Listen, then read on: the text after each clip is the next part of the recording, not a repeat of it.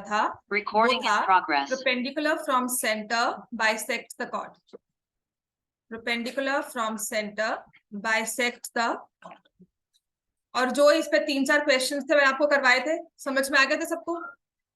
Right, 2 parallel chords on the same side on the opposite side, chances बहुत कम है ऐसे क्वेश्चंस के आने की, लेकिन अगर हम इसका थोड़ा प्रैक्टिकल एस्पेक्ट देख लेते हैं then it will be easy for us to understand इसको फर्दर, ठीक है ना? तो आपको मैंने कहा था the chords can be on the same side, on the opposite sides of centre, chords can be on the same side of the centre, और जितनी कॉर्ड दूर होगी सेंटर से उतना ही उसका लेंथ क्या होगी, छोटी या बड़ी?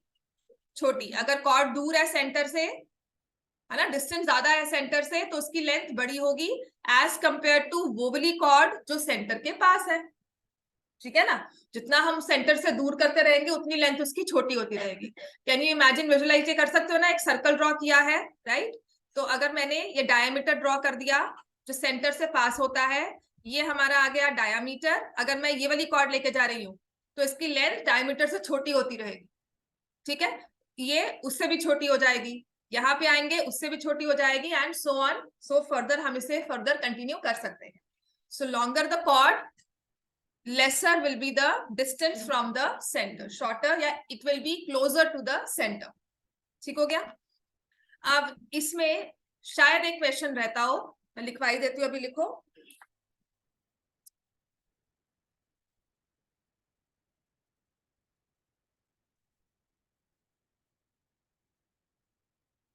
वो सबसे मतलब डिफिकल्ट वालों में आ सकता है कि एक क्वेश्चन जो है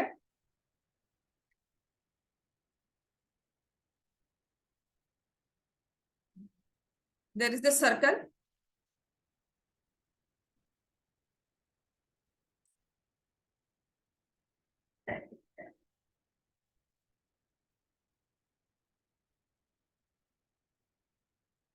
CD is the diameter, अगर करवाया होगा दोबारा कर लेना। CD is the diameter of this circle with center O, it's perpendicular to chord AB. CD diameter CD is perpendicular to chord AB. AB की लेंथ है 8 सेंटीमीटर, CM is 2 सेंटीमीटर, ये M point है। Find radius of the circle.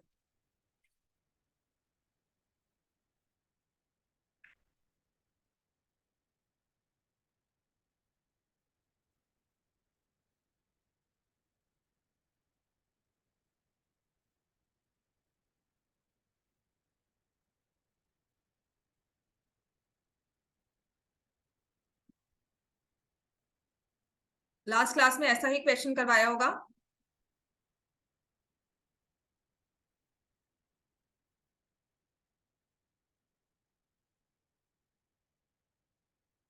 Hello, हाँ जी ma'am, सृष्टि की class है आज, ठीक है ma'am, okay.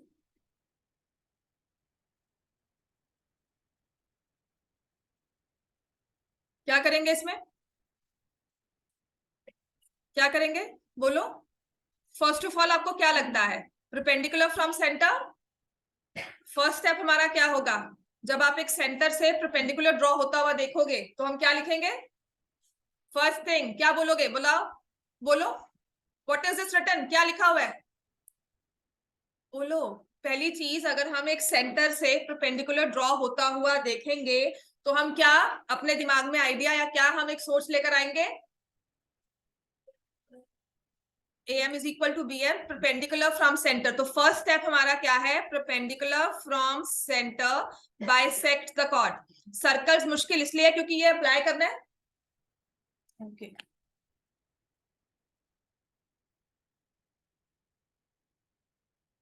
perpendicular from center bisect the chord, समझ में आ गया? तो पहली चीज मैं लेके आ रही हूं AM is equal to BM, समझ में आ गया? मेरा फर्स्ट सोचने का स्टेप, चाहे वो यूज हो रहा है नहीं हो रहा, मुझे पहले अपने दिमाग में सारे के सारे वो पॉइंट्स लेके आने हैं जो मुझे सर्कल्स के बारे में पता है। हमेशा ज्योमेट्री हो या कोई भी क्वेश्चन हो या कोई भी मैथ्स का क्वेश्चन होता है, फर्स्ट ऑफ ऑल आपको उसके रिलेटेड सभी के सभी कॉन्सेप्ट्स, कुछ भी जो आता है, जैसे हमने कहा -3 + 2 करना है, तो आप इंटीजर्स की सब चीजें लेके आते हो कि 3 और 2 को माइनस करेंगे, फिर साइन कौन सा आएगा, वो इतनी बार प्रैक्टिस कर चुके हैं कि अल्टीमेटली हमारा आंसर इंस्टिंक्टिवली -1 आ जाता है। लेकिन जब हम इसे पहली बार स्टार्ट किया था तो आप सोचते थे अच्छा माइनस करेंगे प्लस, नहीं माइनस करेंगे, फिर साइन कौन सा आएगा, जो बड़ा नंबर है। तो ऐसे ही जब हम एक ज्योमेट्री का नई चीज पढ़ रहे हैं तो उसके रिलेशन में सभी चीजें अपने दिमाग में लेकर आएंगे, ठीक है। So the moment I see perpendicular diameter to chord AB, chord को कोई भी परपेंडिकुलर ड्रॉ किया हो ना, आप ये मान लेना आपका ये वाला रूल लगेगा ही लगेगा 99%। अब वो 1% आपको मैम नहीं लग रहा तो वो हर एक क्वेश्चन में होता है, but you should have the view कि शायद ये यूज हो जाए, ठीक है। So perpendicular from centre bisect the chord, the first thing that I am going to use is perpendicular from centre bisect the chord. Chair बेटा यहाँ पास कर दो, इधर आ जाओ, सिंपल होगा कोड यहाँ से।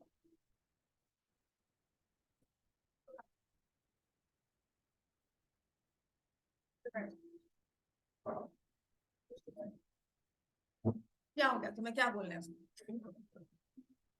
मैं सामने देख रही हूँ, तुम मुझसे कुछ कमेंट कर रहे हो, क्या बोल रहे हो मुझे बोल दो, इससे अच्छा है। क्या पूछ रहे हो मुझसे, पूछ लो, वो क्या बताएगा तुम्हें। हाँ उसको आते हैं इसलिए उससे पूछ रहे हो, उसी से तुम समझ लो सारा कुछ। पता क्या है, आपका ये स्टार्ट होता है क्लास में, तुम्हें स्टार्ट में ना टोको, तुम पूरी क्लास करते रहो, इसलिए तुम्हें टोक रही हूँ बच्चे, मैं बार बार तुम्हें पॉइंट करती हूँ, तुम नहीं सुधर रहे हो। परपेंडिकुलर फ्रॉम सेंटर, एंड कोई क्वेश्चन नहीं है, मुझे भी पता है जिस स्टेज पे तुम हो मैं तुम्हारी स्टेज से निकली हुई हूँ, ये क्वेश्चन कोई नहीं पूछ रहे हो। परपेंडिकुलर फ्रॉम सेंटर, जब क्वेश्चन पूछोगे मैं नहीं टोकूंगी। Perpendicular from centre bisect the chord, तो मैंने ये चीज यूज किया।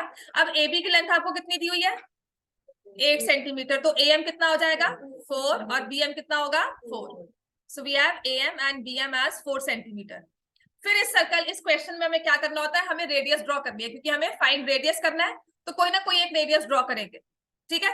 वो कौन सी होगी, A को O से ज्वाइन किया, A को B से, O को B से ज्वाइन करो, O को C से तो ऑलरेडी ज्वाइन ही है, तो आई ड्रॉ दिस रेडियस और उसको नेम दे दिया R सेंटीमीटर। अब क्योंकि परपेंडिकुलर दिया हुआ है तो राइट एंगल ट्राइंगल बनेगा कहीं ना कहीं, है ना, तो वो राइट एंगल ट्राइंगल मैंने ये डिफाइन कर लिया, ठीक है ना। मैंने ये सोच लिया कि मेरा ये राइट एंगल ट्राइंगल है, और अगर मैं साइड्स के बारे में बात कर रही हूँ, राइट एंगल ट्राइंगल है तो कौन सा रूल लग जाता है, कौन सा रूल लगता है, पाइथागोरस थ्योरम। कुछ है ही नहीं हमारे पास राइट एंगल ट्राइंगल में, या पाइथागोरस है या half into base into height, जो सबसे इजी हम एरिया निकाल सकते हैं। दो साइड्स दी हो हमें ट्राइंगल की, राइट एंगल में हम एरिया निकाल सकते हैं, हम हाइपोटेन्यूज निकाल सकते हैं, तो this is the only rule right angle triangle में जो आपके लिए लगेगा। समझ में आ गया। तो मैंने कौन कौन सी चीजें याद की, perpendicular from centre bisects the chord, उससे लेंथ निकाल दी, फिर रेडियस, और देखा राइट एंगल ट्राइंगल बनेगा, पाइथागोरस लगाया। समझ में आ गया। दीज आर द चेकलिस्ट की मुझे ये सब करना है, और ये कॉमन चीजें होती है, कभी भी आप सर्कल का क्वेश्चन देखोगे मैक्सिमम नंबर ऑफ टाइम्स यही चीजें यूज होती हैं, ठीक है। स्टार्टिंग पॉइंट क्या होगा, वहां पर कीवर्ड देखो कि आपको कहा है डायमीटर CD इज परपेंडिकुलर, वहां से मैं पहुंची परपेंडिकुलर फ्रॉम सेंटर, वहां से राइट एंगल ट्राइंगल बनेगा, उसकी साइड्स निकालेंगे। समझ में आ गया। वे आउट क्लियर करोगे ज्योमेट्री में, स्टेप बाय स्टेप सोचकर चलोगे तभी समझ में आएगा, और तभी कोई भी वहां पे क्वेश्चन आएगा उसको अप्रोच करना आएगा कि कुछ तो हम उसमें लिख कर आए, ब्लैंक नहीं होना। These are the only steps जहां हम फॉलो करते हैं। कल आप मेरे पास कोई क्वेश्चन लेके आते हो ना कि मैम ये करो, मुझे नहीं पता, आपकी बुक से नहीं है, आपने पता नहीं कहाँ से कोई XYZ बुक है मैंने नहीं पढ़ी हुई, उसमें से क्वेश्चन निकाला, तो मैं कैसे स्टार्ट करती हूँ, मैं तो नहीं कहती ना नहीं कल करूंगी, मैं खुद सर्च करके आऊंगी, कल देख कर आऊंगी। मैं क्या देखती हूँ कि इसमें दिया क्या हुआ है, परपेंडिकुलर ड्रॉ किया हुआ है, तो सर्कल्स में परपेंडिकुलर का रूल क्या है वो अप्लाई करेंगे।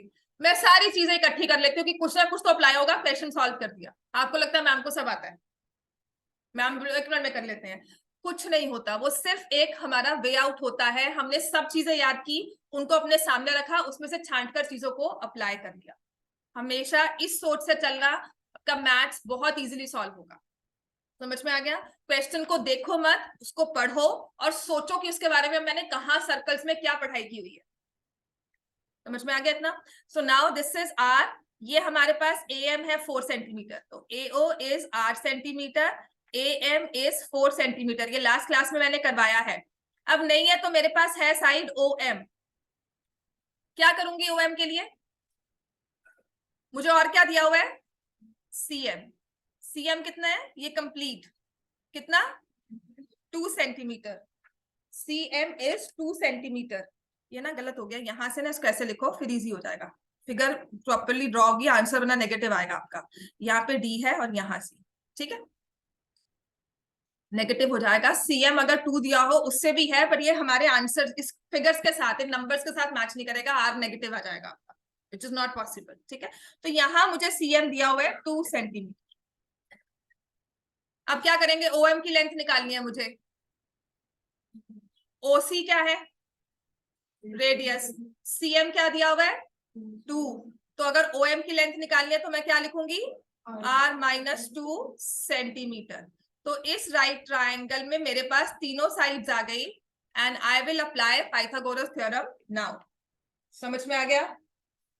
दिस इज वन क्वेश्चन जो मुझे नहीं लगता आपके पेपर में आएगा, लेकिन ये थोड़ा सा थिंकिंग ऑर्डर हमारा बिल्डअप करता है। इस रूल को हम कैसे यूज करते हैं, ट्रायंगल को फर्दर कैसे लगते हैं, क्योंकि ये चीज यूज हो रही है आपके क्वेश्चंस में, आपके बुक वाले क्वेश्चंस में ये चीजें यूज होंगी, ठीक है। R square is equal to 4 square plus R minus 2 का whole square. R square is equal to 16 plus R square plus 4 minus 4r, ये कैंसिल हो गया। 20 is equal to 4r, r is equal to 5 centimetre, ठीक है, समझ में आ गया। Radius is 5। अब एक चीज जो मुझे आपको बतानी है, जो समझानी है, आपके ना सरफेस एरिया वाले क्वेश्चन में ना एक कॉमन मिस्टेक जो मुझे दिखी थी, सब में इजी क्वेश्चन था बट स्टिल मिस्टेक थी सबकी कैलकुलेशन में, ठीक है। वो था जब आपको दिया हुआ है हेमिस्फीयर में, मैंने आपको वॉल्यूम और कर्व्ड सरफेस एरिया की ratio they the and find the radius, ये कहा था ना क्वेश्चन, लिखो उसको। सबने ना आधा क्वेश्चन सही किया हुआ, आधा मतलब हमने फॉर्मूला सही लगा दिए, ठीक है, कटिंग सही कर दी, बस जब कैलकुलेशंस की बात आई तो पता नहीं कहां से वो आंसर चाहिए था 81, 27 का भी 9 लिख रहे हैं। तो दैट इज वन थिंग जो आपने सिर्फ कैलकुलेशन वाइज मिस्टेक की थी, तो मैं अभी वो ठीक करवाती हूँ आपको, कि अब ये कैलकुलेशन से हमने किया लास्ट में। तो क्वेश्चन वाज, लिख लो, प्रीवियस टेस्ट का क्वेश्चन था, वॉल्यूम ऑफ स्फीयर, बहुत देखो सिंपल वर्ड में लिखा है, volume of sphere, volume of sphere divided by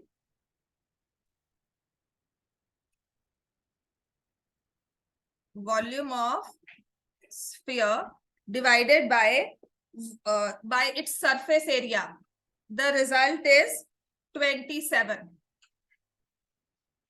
sphere का वॉल्यूम का फॉर्मूला क्या होता है, 4/3/r³। चलो आपका पहला स्टेप सही है, आपको फॉर्मूलाज याद है, ठीक है। स्फीयर का सरफेस एरिया क्या होता है, 4/r², और यहाँ लिख दोगे 27। कंफ्यूजन ना हो क्योंकि ये फ्रैक्शन की फॉर्म में नहीं है, तो मैं क्या लिखूंगी, 27/1। समझ में आ गया।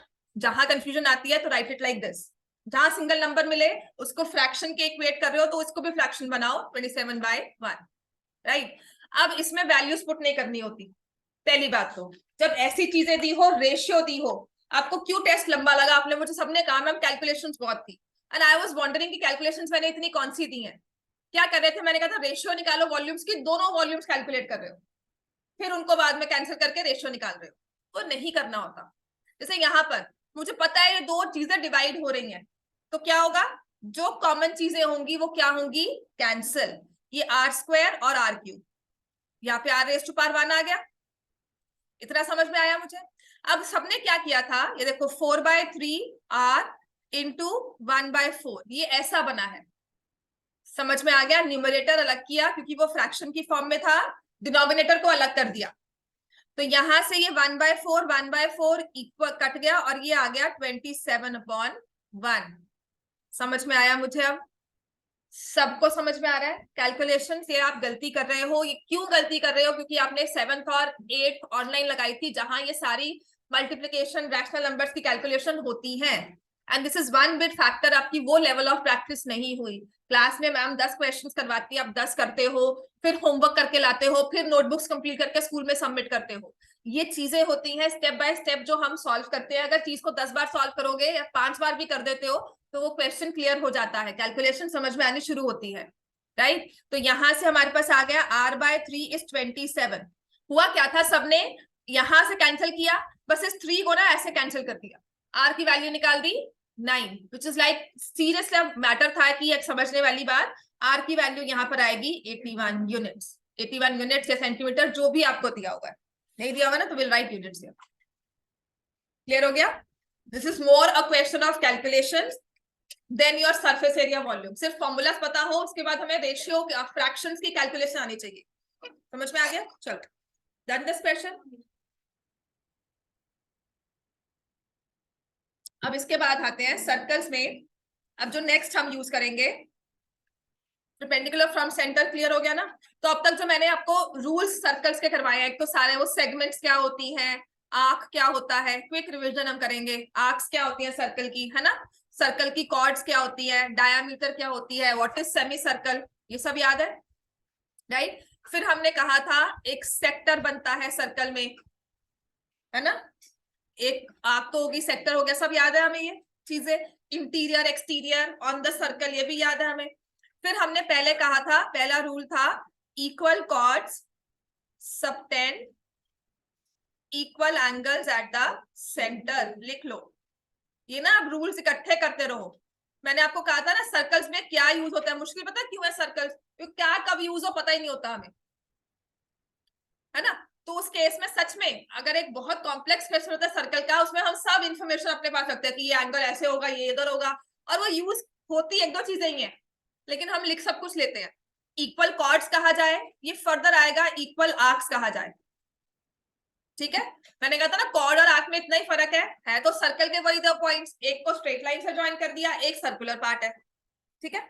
तो equal chords subtend equal angles at the centre, and if angles are equal chords are also equal. इसका कन्वर्स भी ट्रू है कि if angles subtended by two chords are equal, therefore it means chords are also equal। ये चीज हमने की थी। फिर मैंने जो थर्ड रूल इसमें फॉलो किया था वही आपको समझाया आज, perpendicular from centre bisect the chord,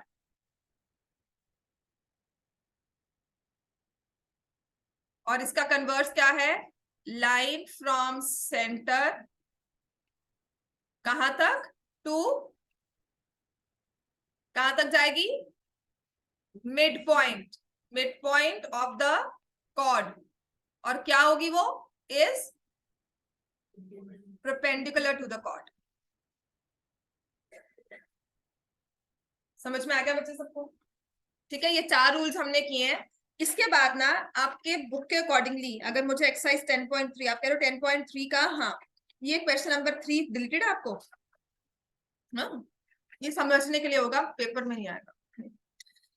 चलो अब आते हैं 10.3 में, जो ना अब इससे पहले जो आपको इंफॉर्मेशन थोड़ी सी दी हुई है, इट्स अबाउट 2 सर्कल्स, ठीक है।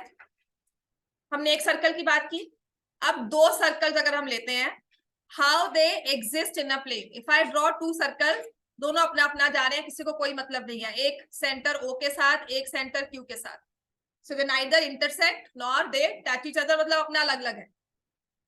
क्लियर हो गया इतना? अब ये कैसे पता लगेगा कि सर्कल्स इस तरह से एग्जिस्ट कर रहे हैं, दोनों के सेंटर्स होंगे, इसकी अपनी रेडियस होगी और इसकी अपनी रेडियस होगी, ठीक है। मैं ना डिस्टेंस निकालूंगी OQ,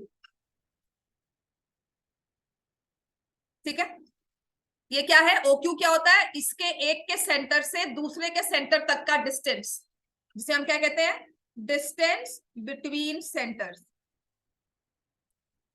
मुझे कैसे पता लगेगा कि कोई सर्कल कैसे एग्जिस्ट कर रहा है, एसी चलाना है तो आप चला सकते, ठीक है, किसी को भी। तो डिस्टेंस बिटवीन सेंटर्स, और एक होता है दोनों रेडियस का मैंने सम किया, तो आपको क्या लगता है ये डिस्टेंस बड़ा होगा छोटा होगा, O से Q तक डिस्टेंस रेडियस के सम से बड़ा होगा या छोटा, बड़ा होगा ना। तो अगर मुझे पता है कि सर्कल्स आपस में अलग अलग है, तो हाउ विल आई जज देम, मुझे कैसे पता लगेगा? फिगर नहीं ड्रॉ की हुई, आपको दिया होगा डिस्टेंस बिटवीन सेंटर 5 है या distance between centre is 9 centimetre, एक की रेडियस है 4 सेंटीमीटर और एक की रेडियस है 3 सेंटीमीटर। तो आप यहां से जजमेंट निकालोगे कि इनका डिस्टेंस बड़ा है, इसका मतलब ये बहुत दूर दूर है आपस में। समझ में हो गया? राइट। अब एक आता है नेक्स्ट, फर्स्ट हमने ये लिखा, second, circles touch each other.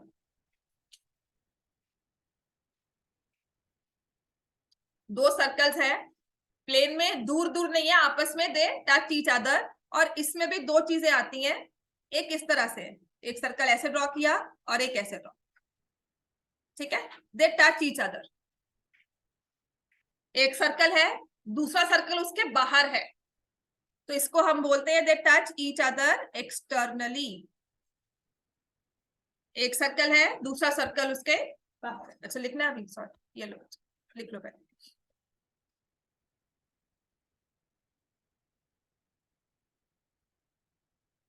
जो मैं चीजें सिखा रही हूँ ना, आपको अगर क्वेश्चन आएगा इस पर नहीं, लेकिन इससे थोड़ी सी अंडरस्टैंडिंग बनती है। कुछ क्वेश्चन जैसे कॉमन कॉर्ड का क्वेश्चन आपके वाला था, वो समझ में आना शुरू हो जाए, राइट। और उसकी थोड़ी बहुत चीजें आपको याद करनी पड़ेंगी प्रैक्टिस के साथ, उसके बाद वो क्वेश्चन भी इजी है। और सर्कल्स में सच में अपनी बुक ही कर लो, अभी उतने ही काफी है। दिसंबर टेस्ट तक अपनी सिर्फ बुक करना, जो थोड़े बहुत एक्स्ट्रा क्वेश्चंस होंगे मैं करवा दूंगी, लेकिन रिकॉर्ड है सर्कल्स में, उसके बाहर कुछ नहीं आता। जितना कर लो उतना ही काफी है, बुक के क्वेश्चंस आपके ट्विस्टेड वाले काफी अच्छे दिए हुए हैं, ठीक है। करवाओ आगे। अब circle touch each other externally, ठीक है, ये सेंटर है, ये दूसरे का सेंटर क्यू, और जहां पे टच कर रहे हैं ना वो पॉइंट पी है। Circles touch externally at point P, point P पे दोनों आपस में टच कर रहे हैं, मीट कर रहे हैं एट वन पॉइंट, ठीक है। तो हमेशा रूल क्या होता है कि ओ से पी को ज्वाइन किया और फिर क्यू को ज्वाइन किया, O P Q are collinear points, हमेशा ये स्ट्रेट लाइन बनेगी, आर कोलिनियर पॉइंट्स, हमेशा जो ये होती है it is always a straight line, ठीक है। जिसे हम कहते हैं सेंटर्स, जहां पे टच किया पॉइंट पी को हम बोलते हैं point of contact, point of contact of to circles. समझ में आ गया? Point of contact of to circles, centres and point of contact lie on the same straight line, ठीक है। ये हमारी टेक्निकल भाषा है, centres and point of contact. सीधा सा मतलब ये है ओपीक्यू एक स्ट्रेट लाइन फॉर्म करेंगे, इसका मतलब ऐसा नहीं बनता। अगर आपने ऐसे बनाया ना, तो एक सेंटर मैंने यहाँ लिखकर कहा कि ये ऐसे जा रहा है और ये ऐसे, कोई एंगल नहीं है इनमें। इनका एंगल क्या होगा यहाँ पे 180, ये कोई एंगल यहाँ पे 60 40 30 नहीं बन रहा। समझ में आ गया ये चीज, right, which is what I mean by straight line, ठीक है ना। तो अब ये कैसे पता लगेगा कि ये स्ट्रेट लाइन में है? एक रेडियस R1 है, एक रेडियस R2, आपको क्या लगता है OQ की लेंथ क्या होगी? R1 प्लस R2 के इक्वल होगी, ठीक है। Distance between centres sum of radii, distance between centres sum of radii,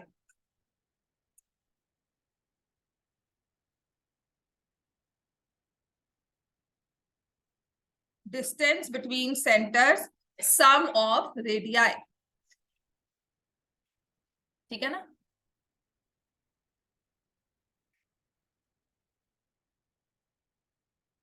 अब आते हैं दूसरे वे में ये कैसे एग्जिस्ट करता है। They touch internally at point P, कैसे? देखो एक सर्कल ऐसे है, उसके अंदर मैंने दूसरा सर्कल ड्रॉ, मान लो इस पॉइंट पे टच कर रहे हैं, दिस इज पॉइंट पी, इसका सेंटर क्यू और ये, समझ में आ गया? ये distance between sorry, the circles touch each other at point P internally, और तब भी ये रूल होता है O Q P collinear points, straight line बनेगी, और point of contact and the centres they lie on the same straight line. ये rule आ गया अपने पास। और इसके बाद कैसे पता लगेगा कि जी टच तो कर रहे हैं लेकिन इंटरनली कर रहे हैं? तो हम क्या करेंगे, डिस्टेंस बिटवीन सेंटर्स क्या हुआ, देखो है O Q E is equal to, radius मुझे पता है ओपी और रेडियस मुझे पता है क्यूपी, इनको क्या करेंगे, माइनस, समझ में आ गया, जिसे हम लिखते हैं distance between centres is difference of radii. Of course बड़ी रेडियस से छोटी रेडियस को माइनस कर देंगे, ठीक है। This is how two circles exist in a plane when they touch each other, या तो एक्सटर्नली होगा या इंटरनली। कौन सा वाला बेटा, डिस्टेंस बिटवीन सेंटर्स, देखो एक रेडियस मुझे ये पता है,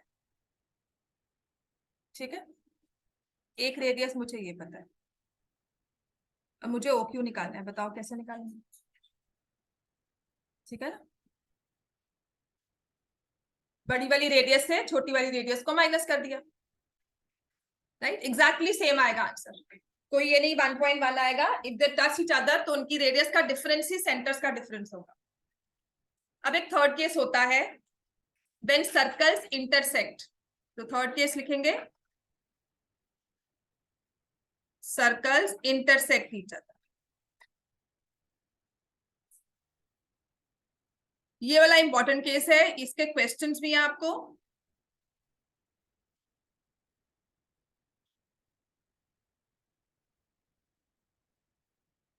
the circles intersect each other,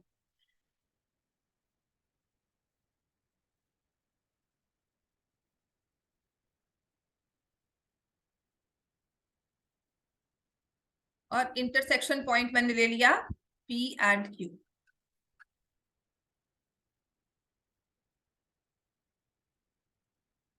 circles, हाँ अच्छा PR ले लो,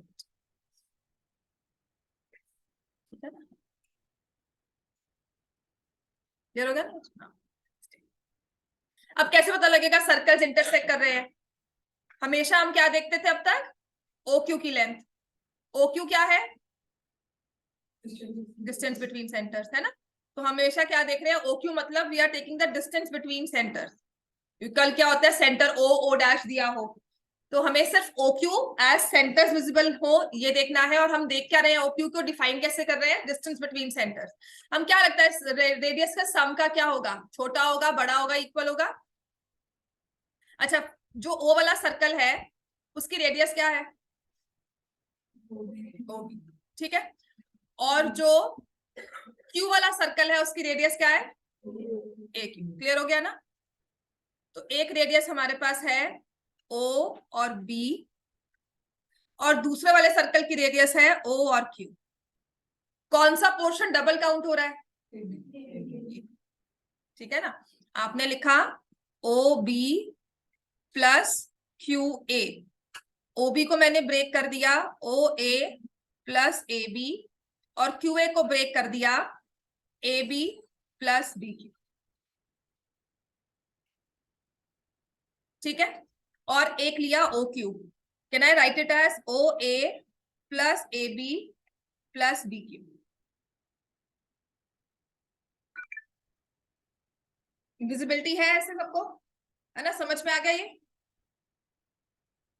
देखो ना, जो ये लिया सम ऑफ रेडियस, इसमें एक AB ज्यादा है, तो क्या होगा हमारे पास, sum of radii is more than distance, क्या हम लिखेंगे, distance between centres is less than sum of the radii, समझ में आ गया, distance between centres is less than sum of radii, are we clear, समझ में आ गया ना, ज्यादा कंफ्यूजन वाली बात नहीं है, सर समझना होता है, इस पे कोई क्वेश्चन कैसे आएगा, कुछ नहीं है, आपको फिगर बनाकर दी होगी, सिर्फ आपको ये देखना है कि हमारी रेडियस यहां से एक यहां तक है, और दूसरी वाली रेडियस ये वाली, क्लियर हो गया, ए बी पोर्शन कॉमन है। और इसमें अब जो इंपॉर्टेंट चीज आती है जो आपको याद करनी है इसमें, वो होती है when circles intersect each other ना, तो एक चीज बनती है कॉर्ड, जिसे हम कहते हैं कॉमन कॉर्ड, वो कैसे, देखो ये सर्कल बनाया, ठीक है,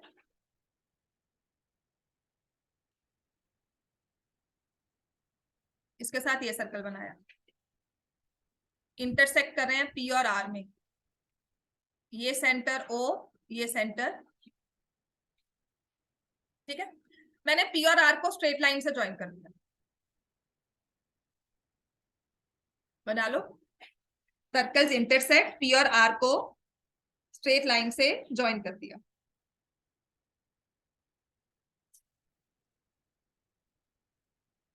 क्लियर हो गया इतना? अब पीआर के को हम क्या कहेंगे? जब हमने पीआर को स्ट्रेट लाइन से ज्वाइन किया ना इंटरसेक्शन पॉइंट्स को, मैंने ना क्या किया, ये वाला सर्कल ना रब कर दिया, पीआर क्या बन गई? ऑड, है ना।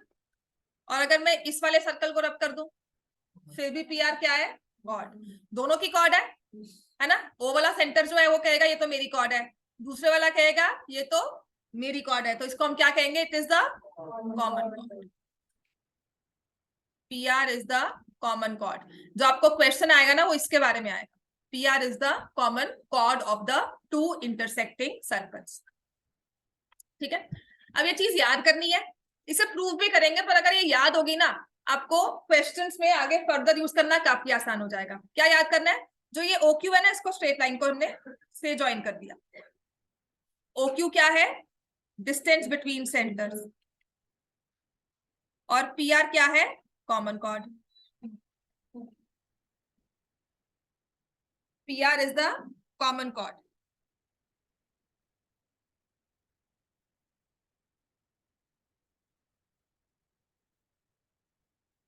So now what happens is,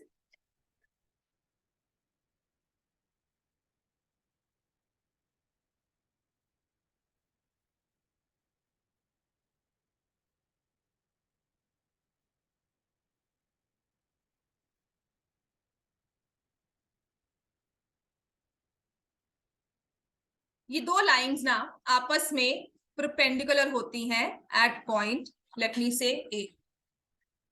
ठीक है, तो आप लिखोगे OQ is perpendicular to PR at A. इसे याद करना है, इसे प्रूव करना और भी आसान है, और ऐसी चीज आप प्रूव करके पहले चैप्टर 7 में आए हुए हो। ठीक हो गया? चैप्टर 7 में मैं आपको क्वेश्चन बता दूंगी, 2 बार एक्सरसाइजेस में दोनों क्वेश्चन हमने प्रूव किए होंगे, इसोस्सेलेस ट्रायंगल से, एक कॉन्ग्रुएंसी से, इस चीज को हमने प्रूव किया होगा। ठीक हो गया? OQ is perpendicular to PR at R at point A. एक तो परपेंडिकुलर है आपस में दोनों, कौन कौन? Common chord and distance between centres. Common chord and distance between centres आपस में परपेंडिकुलर है, और जो कॉमन कॉर्ड है वो बाइसेक्ट होती है। ठीक है, कॉमन कॉर्ड बाइसेक्ट होती है एट पॉइंट ए। ठीक है, तो हम लिखते हैं, मैं अब इसको इतना लंबी लाइन में नहीं लिखूंगी, मैं लिखूंगी OQ, जिसको आप समझोगे distance between centre. OQ bisects PR। ये दो चीजें हैं जो हमें याद करनी है। कॉमन कॉर्ड का जो ये केस है ना, ये इंपॉर्टेंट भी है, आपके बुक का क्वेश्चन भी है, पेपर में आता भी है, इस चीज को याद करना है। Distance between centres and common chord आपस में परपेंडिकुलर है, और कॉमन कॉर्ड जो है वो बाइसेक्ट होगी। कॉमन कॉर्ड होगी डिस्टेंस बिटवीन सेंटर्स, क्योंकि सर्कल को तो आप बड़ा छोटा कर सकते हो, कॉमन कॉर्ड जो है वो फिक्स रहेगी दोनों में। ठीक हो गया? तो वो बाइसेक्ट होगी। इतना क्लियर हो गया हमें? राइट। अब इससे अगर हम कहेंगे हम प्रूफ कैसे होगा, कुछ नहीं करना, इस OP को ज्वाइन करो,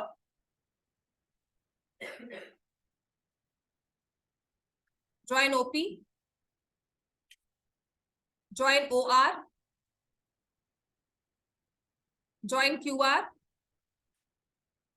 ज्वाइन PQ। ये चार हमने लाइन सेगमेंट्स मैंने ज्वाइन की। अब क्या होती है, मैं ना सर्कल्स को इरेज कर रही हूँ, ये दो सर्कल्स मैंने इरेज कर दी। आपको चैप्टर 7 की कुछ फिगर याद आई हमें? मैं बता देती हूँ कौन सा क्वेश्चन था। पेज नंबर निकालो चैप्टर 7 का, ये बिल्कुल वही सेम क्वेश्चन है। हाँ जी, कौन से वाला बताओ, लक्षित पता है?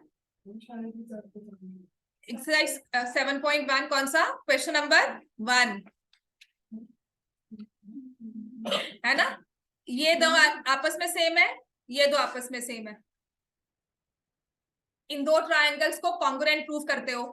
Triangle POQ is congruent to triangle ROQ।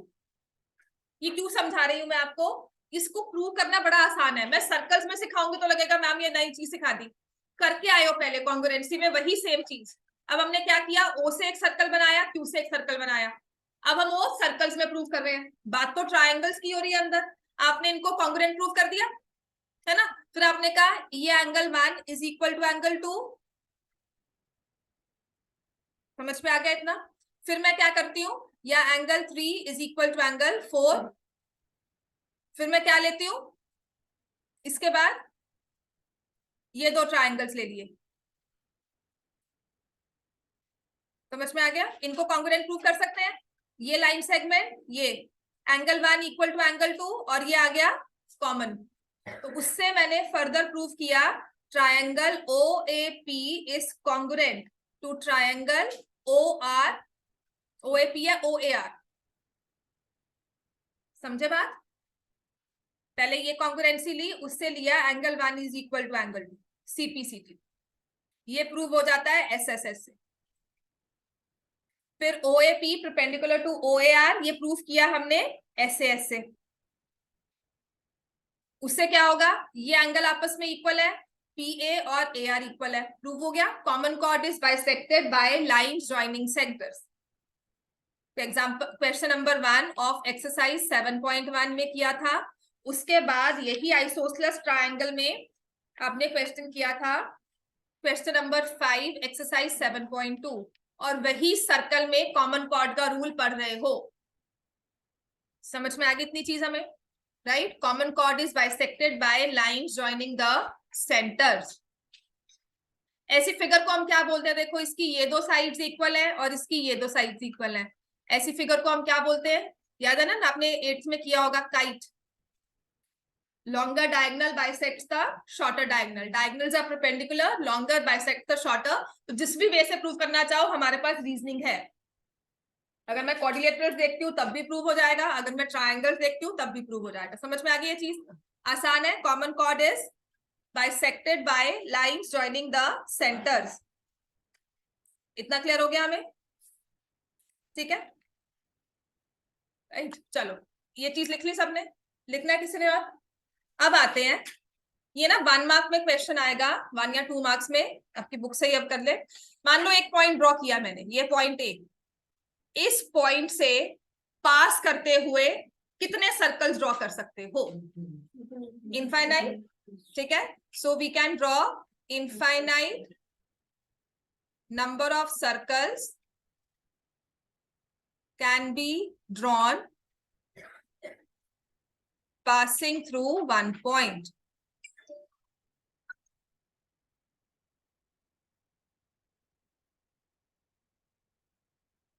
ठीक है, infinite number of circles can be drawn passing through this point, one point। ठीक है, ऐसे ही मैंने 2 पॉइंट्स लिए, how many circles, कैसे passing through these 2 points, कितने सर्कल्स ड्रॉ हो सकते हैं। एक ड्रॉ किया,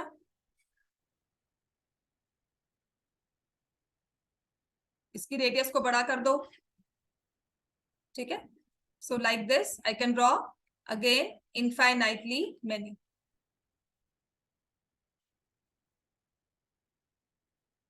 पास थ्रू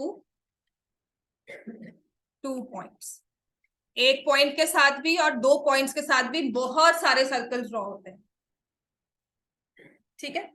एक पॉइंट लिया, 2 पॉइंट लिए, अब नेक्स्ट केस लेते हैं, कौन सा, 3 पॉइंट, है ना। और इस चीज को याद रखना है हमें।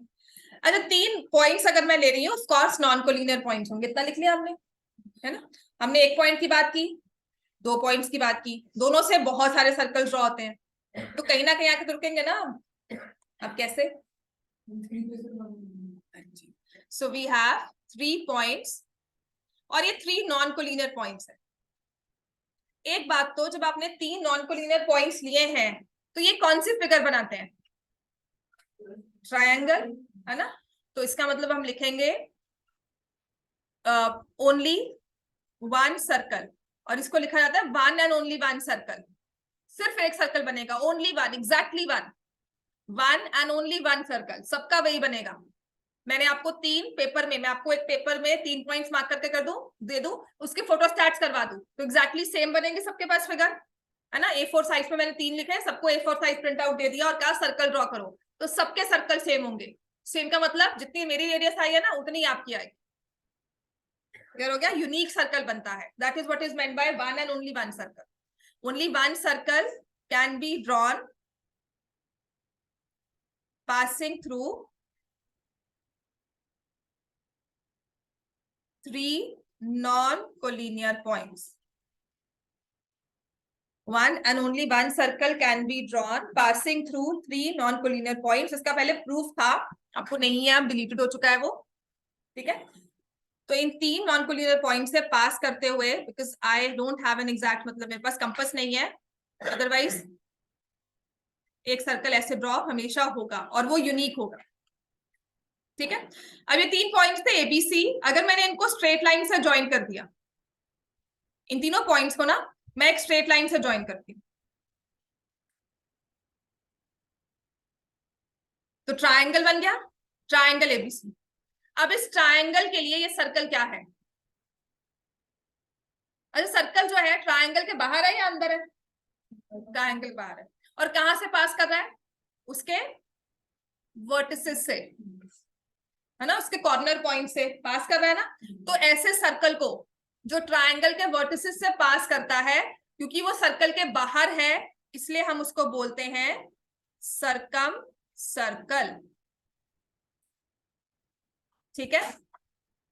इसको हम बोलते हैं सरकम सर्कल। क्लियर हो गया इतना, है ना। और जो इस सर्कल का सेंटर होगा उसको हम बोलेंगे सरकम centre,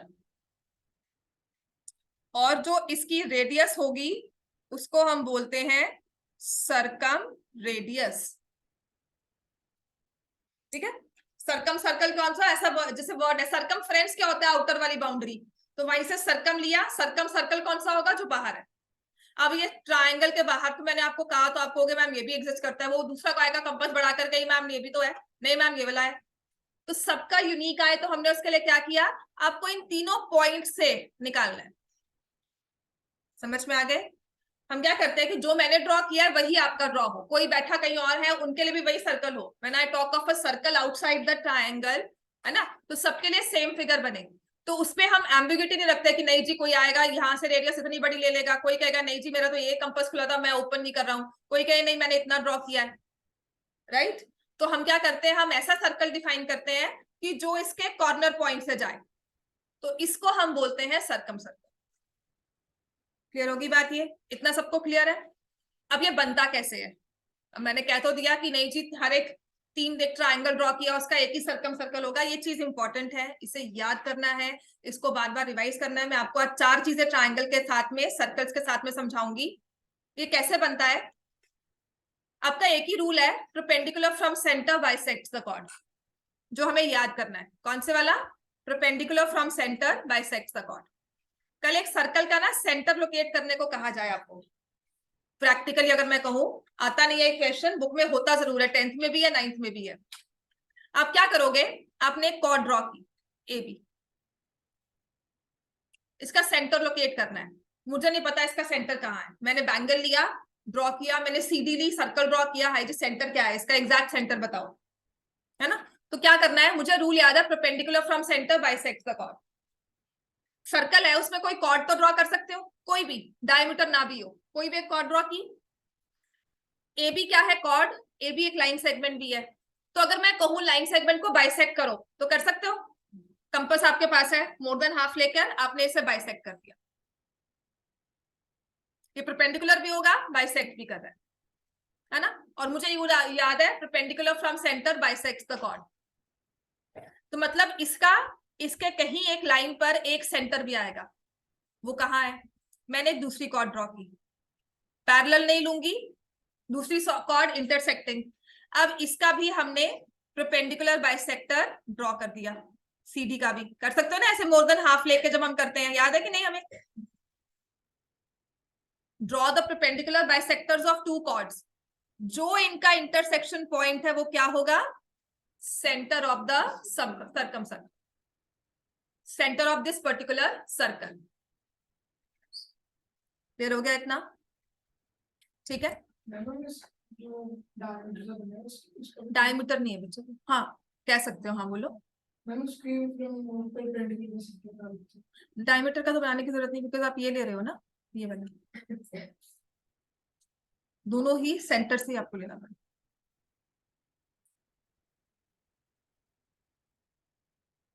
perpendicular from centre, diameter का भी लगा सकते हो, वहां कर सकते हो, ठीक है डन, ये भी हो जाए। इतना क्लियर हो गया। अब नेक्स्ट हमारे पास आता है,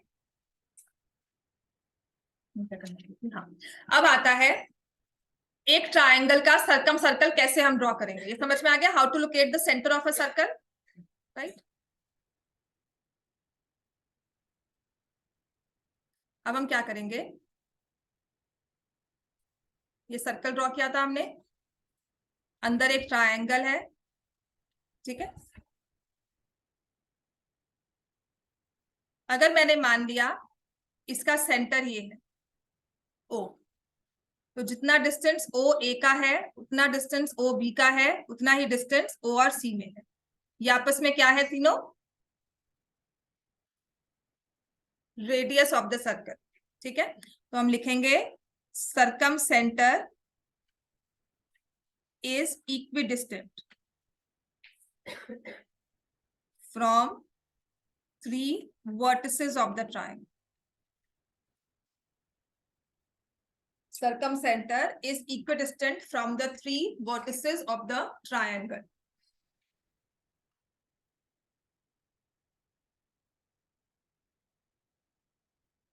Circumcenter is equidistant from the 3 vertices of the triangle.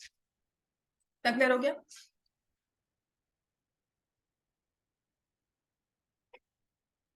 और कभी भी किसी ट्रायंगल का सरकम सेंटर ड्रॉ करना है तो वो किससे बनता है, perpendicular from centre bisects the chord, A B उस सर्कल की कॉर्ड होगी, तो मैंने सर्कल का इस ए बी का परपेंडिकुलर बाइसेक्टर ड्रॉ किया, ऐसे ही AC का परपेंडिकुलर बाइसेक्टर ड्रॉ किया, ऐसे ही BC का परपेंडिकुलर बाइसेक्टर ड्रॉ किया, ठीक है। तो हम लिखेंगे intersection point of 3 perpendicular bisectors of sides of triangle form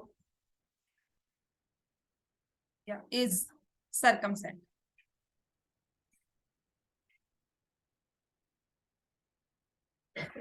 क्योंकि perpendicular from centre bisects the chord, इसलिए जब ट्रायंगल का सर्कल बनाना है तो ए बी उसकी कॉर्ड है, तो इसीलिए ट्रायंगल में हम परपेंडिकुलर बाइसेक्टर्स ड्रॉ करते हैं जिससे कि सर्कम सेंटर का सेंटर मिल जाता है, सर्कम सर्कल का सेंटर मिल जाएगा।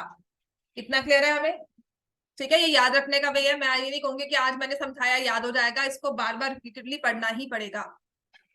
क्लियर हो गया इतना, अभी इतना ही करवाऊंगी, इसके आगे जो चीजें हैं ना वो बाद में करते हैं, अब इतना ठीक है हमें, राइट। एक्सरसाइज 10.3 पर आओ, क्वेश्चन नंबर 1।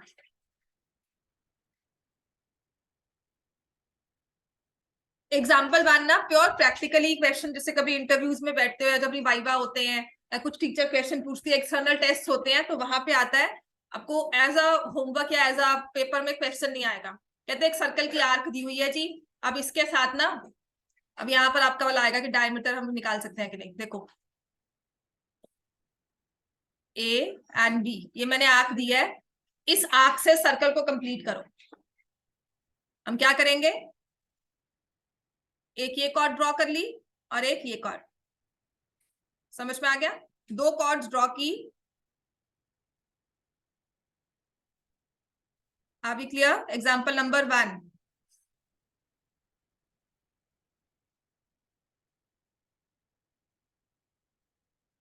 एक आर्क दी हुई है सर्कल की, मैंने 2 कॉर्ड्स ड्रॉ की, दोनों के परपेंडिकुलर बाइसेक्टर्स बना दिए, intersection point will give us the centre of the circle, ठीक है। Given an arc I can complete the circle, कैसे, बाय ड्रॉइंग, लिखो परपेंडिकुलर, चाहे बुक में ही लिख लो कैसे हमने लिखा है, इसके बाहर लिख लो क्योंकि इतना बड़ा पैराग्राफ नहीं पढ़ने वाले हो आप, है ना, ये जो लिखा हुआ है, let R P Q of the circle be given, we have to complete the circle which means that we have to find it centre and radius. कोई नहीं पढ़ने वाला, है ना, हाँ, कहोगे पेपर में नहीं आना, छोड़ दो, पर हमें इस चीज को याद करना है। Take a point R on the arc, join P R and R Q, use construction that has been used in proving theorem 10.5 and find the center and radius, है ना। पढ़ के बाद भी कुछ समझ नहीं आएगा तो हम क्या लिखेंगे, by drawing perpendicular bisectors of chord. Book में ही लिख लो, बुक के हिसाब से लिख रही हूँ, P R and R Q. Book में लिख लो इसको, प्लीज बुक में लिखो, रजिस्टर पे मत लिखो, right it in your book, क्योंकि रजिस्टर खो जाएगा, नहीं मिलेगा पढ़ने का टाइम पे, है ना। बुक रहेगी, जब भी ये चैप्टर खोलोगे इस लाइन को रीड करोगे, परपेंडिकुलर बाइसेक्टर से सर्कम सेंटर बनता है, याद होगा, राइट। मेक श्योर ये छोटी छोटी चीजें जो है बुक में लिखा करो। By drawing perpendicular bisectors of chord P R and R Q, ठीक है। उससे क्या होगा, intersection point, their intersection point will be the center of the circle जिसकी आर्क है, whose arc is PQ, है ना, हाँ PQ दिया हुआ है, समझ में आ गया। इस चीज को लिखो, टेक 1 मिनट, राइट इट, इसको आराम से लिख लो और एक्सरसाइज 10.3 स्टार्ट करो। ये सिर्फ थ्योरेटिकल है, 10.3 सिर्फ थ्योरेटिकल वाली एक्सरसाइज है। इसके बाद हमने जो मैंने आपको पिछले भी केस करवाया था लास्ट में, वही आगे आएगा अपना, और इसके बाद हमारी 10.4 जो शुरू होगी ना, यहां से रियल सर्कल्स के क्वेश्चन शुरू है, ठीक है। यहां से एक एक दो दो क्वेश्चंस करके प्रूव करके देन विल सॉल्व इट पर। इस चीज को लिख लो, it's important that you remember कुछ के, क्योंकि चीज अगर याद हो ना उसे प्रूव करना और भी आसान हो जाता है, कि परपेंडिकुलर बाइसेक्टर्स बनेंगे and then will solve.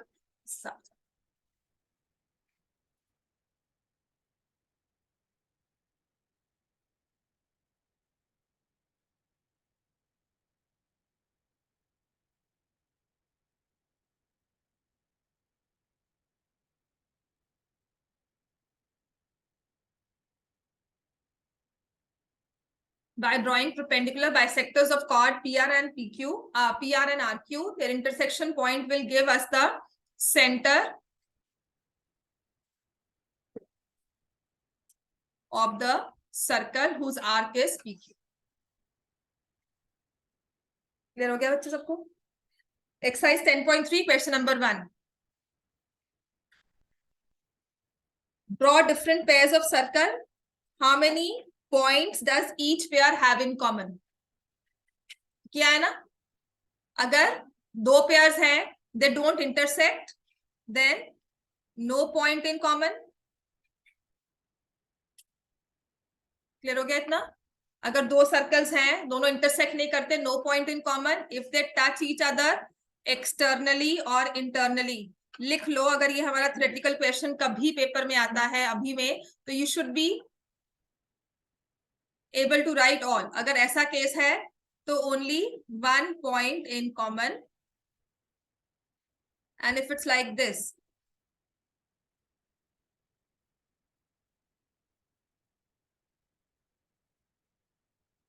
To points in common. समझ में आ गया बच्चे सबको? सेकंड क्वेश्चन भी करवा दिया। Suppose you are given a circle, give a construction to find its centre.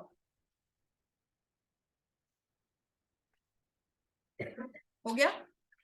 And third question 10.3 सच में ओरली है, तो 3 एक्सरसाइजेस सर्कल की आपने पहले 3 एक्सरसाइजेस की हैं, सब ओरल है, सब रूल्स ही हैं जो याद करने रट्टे मारने हैं।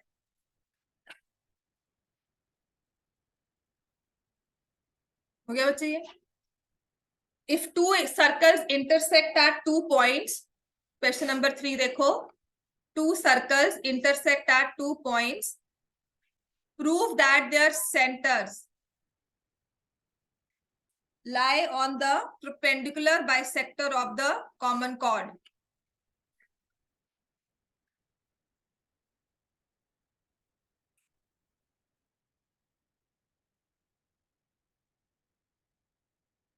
ठीक हो गया? तो इसमें आप लिख लो, यूजिंग एक्सप्लेनेशन मैंने प्रूव किया हुआ है, दोबारा रिपीट तो ना करूं, समझ में आ गया ना ये हमने किया है। Question number 1 of exercise 7.1। Exercise 7.2 का कौन सा क्वेश्चन था? Question number 5। तो यूजिंग दैट एक्सप्लेनेशन हम उसे प्रूव कर सकते हैं, है ना। ट्रायंगल्स कॉन्ग्रुएंट करने हैं, यहाँ लिख लो triangles congruent, proof triangles congruent.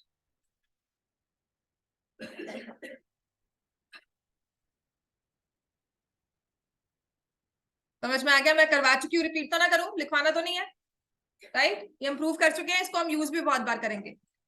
अब आपकी नेक्स्ट एक्सरसाइज है, देखो, जिसमें आपको कहा था equal chords are equidistant from centres and chords which are equidistant from centres have equal length, are equal in length. ठीक है, नेक्स्ट रूल कर लो, इसके बाद क्वेश्चन ही स्टार्ट करेंगे। क्वेश्चन नंबर 1 एक्सरसाइज 10.4 का, वो भी थ्योरेटिकल, वो प्रैक्टिकल मतलब प्रूफ वाला क्वेश्चन ही है।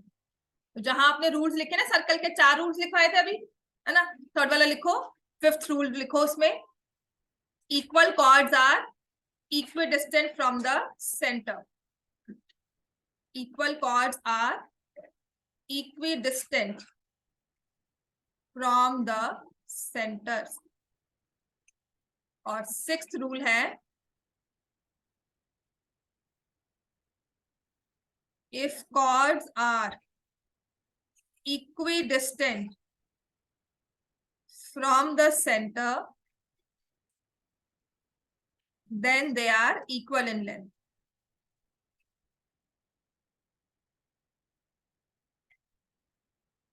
ठीक है, अब ये रूल है आपके क्वेश्चंस में यूज होगा जो। इसके बाद आ जाओ एक्सरसाइज 10.4 क्वेश्चन नंबर 1, ड्रॉ करो।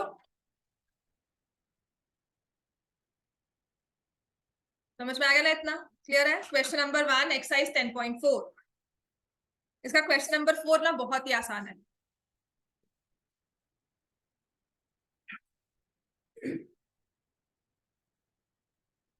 क्वेश्चन नंबर 4 2 मार्क्स में आ भी सकता है, आसान भी है। क्वेश्चन नंबर 1 करेंगे पहले, उसके बाद क्वेश्चन नंबर 4, क्योंकि 2 3 5 भी इजी है, 5 में भी सारे वो कैलकुलेशन, 5 थोड़ा लंबा हो जाएगा, नहीं 5 ठीक है, 6th वाला लंबा है। 2 और 3 प्रूव वाले हैं, और एग्जाम्पल नंबर 2 भी, मतलब बेसिकली ना जहां प्रॉब्लम आएगी वो है क्वेश्चन नंबर 2 3 एंड एग्जाम्पल 1, जो समझ के करना है।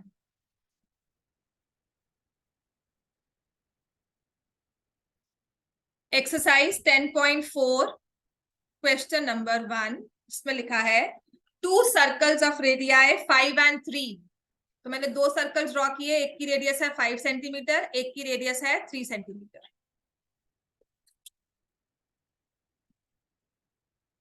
एक का सेंटर ओ लिया, एक का centre Q. 2 circles of radii 5 centimetre and 3 centimetre intersect at 2 points, उनको मैंने ले लिया ए एंड बी। फिर मुझे दिया हुआ है डिस्टेंस बिटवीन सेंटर्स, जो कि है ओ क्यू, इसको मैंने लिख लिया R1, इसको लिख दिया R2। Distance between centres 4 centimetre. तो टू फाइंड, किसकी लेंथ निकालनी है? Length of common chord. Common chord कौन सी हुई? फाइंड, करना क्या होगा इसमें हमें? Join O A O B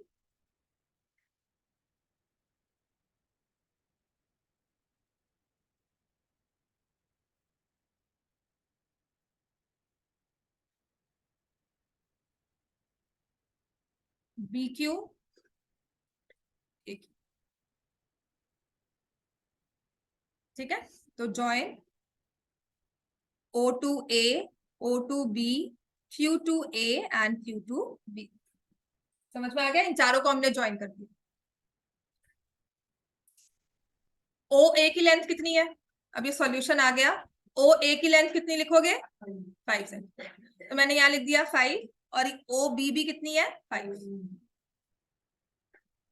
ऐसे ही ए क्यू की लेंथ कितनी है? और बी क्यू की लेंथ, और ओ क्यू अपने पास कितना है? ठीक है, तो आई राइट 4 सेंटीमीटर। ये सेंटर्स का और कॉमन कॉर्ड का ये पॉइंट है, इसको मैंने नाम दे दिया एम। ठीक है ना, हमने एम के बारे में क्या पढ़ा था? परपेंडिकुलर बाइसेक्टर है ना। कौन सा परपेंडिकुलर, मतलब कॉमन कॉर्ड क्या होती है? बाइसेक्ट होती है। तो मुझे पता है A M is equal to B M and A M is perpendicular to O Q. ये 90 डिग्री का एंगल भी बनता है और ये इक्वल भी है। तो इस चीज को ना डिपेंड करता है, अपने टीचर से पूछना कि मैम इसमें प्रूव करना होगा कि नहीं। ठीक है, अदरवाइज आप लिखते हो common chord is bisected by lines joining the centre. Common chord is line joining centre is the perpendicular bisector of common cord. ये लिख देना, लिखो लाइन ज्वाइनिंग सेंटर। ये प्रूव करना है कि नहीं करना, ये डिपेंड करता है, टीचर से पूछ लेना कि मैम लिखना है कि नहीं लिखना, बट अदरवाइज ये सिर्फ न्यूमेरिकल क्वेश्चन है। एसी ऑन करो वहां से, ये बता तो line joining centres is the perpendicular bisector of common cord. ये क्वेश्चन पता मुश्किल क्यों बन जाता है? क्योंकि इस चीज को पहले हम प्रूव करते हैं बैठकर। आप सोचो मैंने पहले आपको ये प्रूव करवाया, फिर मैं कहूंगी न्यूमेरिकल पे आओ, लंबा हो गया, वैसे इंटरेस्ट खत्म हो जाता है। क्वेश्चन लंबा नहीं है, क्वेश्चन मुश्किल नहीं है। The only thing is that ये लंबा इसलिए हो गया क्योंकि मैंने इस चीज को प्रूव करना है कि नहीं, वो डिपेंड करेगा लिखना है हमें नहीं लिखना। राइट, अगर ये 2 मार्क्स में आता है ना तो हमें प्रूव नहीं करना होगा। line joining centers is perpendicular bisector of common chord, therefore AM is equal to BM and angle AMO is equal to 90 degree। हमने इस चीज को लिख दिया, एंगल AMO is 90 डिग्री। अब ये लिखकर बस हमने अपना काम पूरा किया है। अब आते हैं जैसे हम पिछले क्वेश्चंस कर रहे थे ना प्रूव करने वाले, वही करेंगे अब। राइट, अब समझ में आ गया इतना? राइट, चलो इसको मैं रब कर रही हूँ। राइट एंगल ट्राइंगल कौन सा बना है? AOM है ना। तो मुझे ना ट्राइंगल AMO पर फोकस करना है। इसकी तीनों साइड्स मिलनी चाहिए। इसमें AO साइड पता है आपको 5 सेंटीमीटर, OM पता है, OQ 4 है, OM नहीं पता हमें, है ना। हमें AM पता है, वो भी नहीं पता, है ना। तो पाइथागोरस कैसे यूज करेंगे? तो इसमें हम कैसे यूज करते हैं? वी से लेट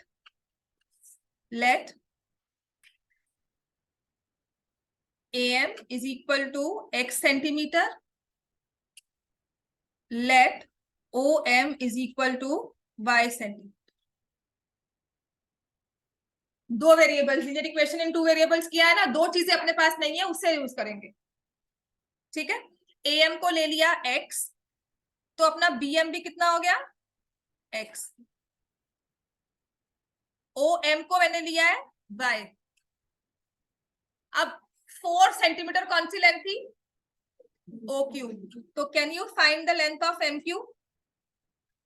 यहां से लेकर ये चीज 4 थी और ये आपने y ली है, तो MQ कितना हो जाएगा? 4 माइनस y सेंटीमीटर। अब इसके बाद हम क्या करेंगे? 2 राइट ट्रायंगल्स बनते हैं अपने पास साथ साथ वाले, इन ट्रायंगल AMO और दूसरा ट्रायंगल है AMQ। दोनों में पाइथागोरस लगाएंगे, साथ साथ वाले लें क्योंकि दोनों डिफरेंट है। एक की रेडियस 5 थी, एक की रेडियस 3 थी। ये मत कहना मैम ये ले ले और ये ले ले, दोनों सेम है। इसकी बात करो या इसकी बात करो, एक ही है। जो इसके सामने बिल्कुल साथ वाला क्वेश्चन ट्रायंगल है वो डिफरेंट है क्योंकि इसकी रेडियस 5 है, इसकी रेडियस 3 है। समझ में आ गया हमें? तो AMO में मैं राइट एंगल ट्रायंगल वाला रूल लगाती हूँ। पाइथागोरस क्या हो जाएगा? AO square is equal to AM square plus OM square. ठीक है, बाय पाइथागोरस थ्योरम। समझ में आ गया? By Pythagoras theorem. A O की लेंथ कितनी है? अगर आपको लिखना है आप लिख लो, बट समझ में आ रहा है ना इतना? थोड़ा सा डी ट्रैक होते हैं, लेकिन इस क्वेश्चन को दोबारा से रिवाइज करना। यही एक क्वेश्चन है जो आपको लगेगा कि कहाँ से आ गया, क्योंकि ये नंबर वाला क्वेश्चन है। इतना ही आसान है, सॉल्यूशन भी इसका बहुत आसान है, कोई लंबी चौड़ी कैलकुलेशंस भी नहीं है इसमें। एम की लेंथ आपने कितनी ली थी? एक्स, यहाँ पे मैंने लिख दिया एक्स का स्क्वायर। और ओ एम की लेंथ कितनी थी? वाई। ठीक है, फिर ट्रायंगल लिया ए एम क्यू। इसमें पाइथागोरस रूल क्या बनेगा?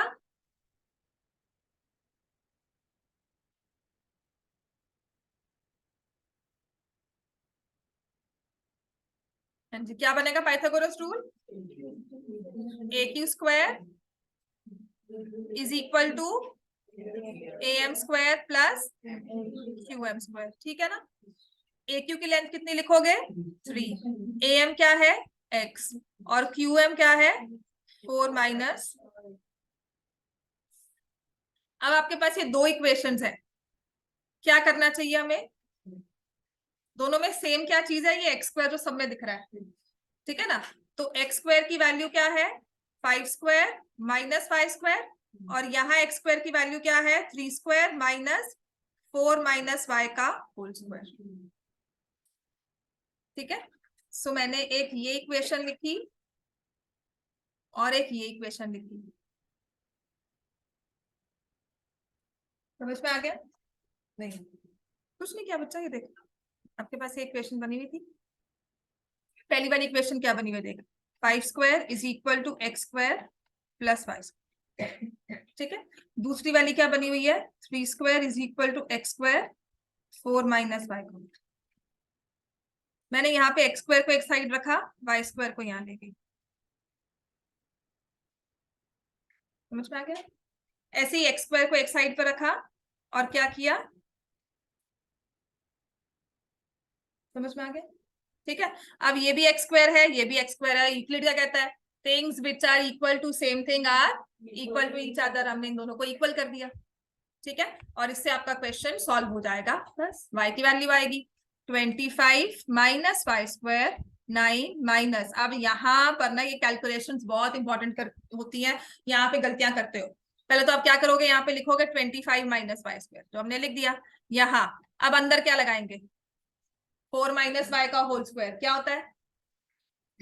अब मानोगे 10th क्लास में क्या हो रहा है, if I give this question ना, y माइनस 4 का होल स्क्वायर, वो क्या करते हैं? क्या होगा फॉर्मूला इसका, बोलो? वाई स्क्वायर माइनस 2ab लगेगी ना, है ना? वो 10th के बच्चे सच में कर रहे हैं। 16 प्लस वाई स्क्वायर, खत्म काम। राइट, वो सिर्फ इसलिए क्योंकि 9th क्या थी? ऑनलाइन। हंसो मत, तुम्हारा भी वही हाल है। जब आप कैलकुलेशंस में ये 4/3 और यहाँ से यहाँ पे लिखा तुमने 4 और यहाँ पे आया 27, इसको कर दिया डिवाइड बाय 3, आंसर आ गया 9। और मैक्सिमम ने 9 आंसर दिया था। ये हमारा वो हाल है। ठीक है, तो इन चीजों को मैं सच में पॉइंट आउट इसलिए कर रही हूँ क्योंकि क्वेश्चन आने के बाद गलतियां कर रहे हो, और इसकी इंप्रूवमेंट आपको ना हो जाएगी, नहीं होगी। जो पक चुकी है ना, आदतें हमारी पक चुकी हैं, तो इसको अगर हमें तोड़ना है तो बहुत प्रैक्टिस करनी है, जो हम नहीं कर रहे हैं।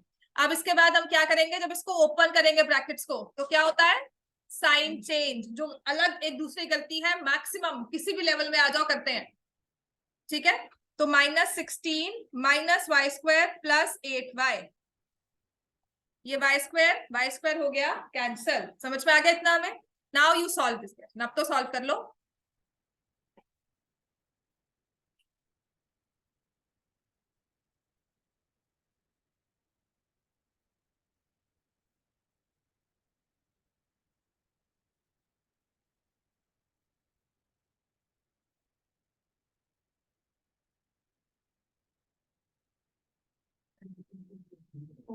फोर आ गया ना भाई? हमें निकालना क्या था? लेंथ ऑफ, देखो ना ये होता है जब क्वेश्चन सॉल्व करने बैठो ना, भूल जाते हैं निकालना क्या था। हमें निकालना था length of common cord, right? निकालना क्या था? एक्स। आ तो वाई की वैल्यू गई, तो हम क्या करेंगे अब? यहां पर हमने लिखा था ना x square is equal to 25 minus y square, तो यहाँ x square is equal to 25 minus 4 का square x square is 25 minus 16 जो क्या होता है 9। एक्स की वैल्यू क्या आ जाएगी 3 सेंटीमीटर। और जो हमारी ए बी कॉर्ड थी वो A M plus B M थी, तो क्या आ जाएगा 6 सेंटीमीटर। अब इस क्वेश्चन में सिर्फ नंबर्स पे जाना, फिगर पे मत जाना कि मैम ये तो अगर हमने ऐसे होता है हर बार, मैंने फिगर ना छुपा दी थी, देखो पीछे लिख दी थी। ये टोटल आपने 4 लिया था, इसको आपने लिया था 4 माइनस 5, तो एमक्यू तो क्या आ गया 0। कहते मैम ये कैसे हो गया, ये सिर्फ फिगर को ड्रॉ किया है, सेंटर्स जो है आपस में, जो दूसरा सेंटर है वो अंदर है सर्कल के। समझ में आ गया, बिकॉज 5 और 3 लिया हुआ है। आंसर सिर्फ न्यूमेरिक्स पे जाना और अपनी कैलकुलेशन सीख रखना, नेगेटिव आंसर नहीं आएगा। नेगेटिव का मतलब है आपने ना वैल्यूज को अलग लिया हुआ है, सर्कल्स की प्लेसमेंट्स को अलग लिया हुआ है, बस और कुछ नहीं। क्लियर है, सिर्फ न्यूमेरिक पे जाना। अभी फिगर की प्लेसमेंट या ड्रॉ कैसे होगा वो नहीं हम समझेंगे। इतना क्लियर हो गया, क्वेश्चन नंबर 1 डन। अच्छा क्वेश्चन नंबर 4 पे आओ, बहुत ही इजी क्वेश्चन है। After this will come to question number 4। दो सर्कल्स ड्रॉ किए हुए हैं, कौन से सर्कल्स है पढ़ो। If a line intersects to concentric circles, concentric क्या होते हैं, जिनके सेंटर्स क्या होते हैं सेम, है ना।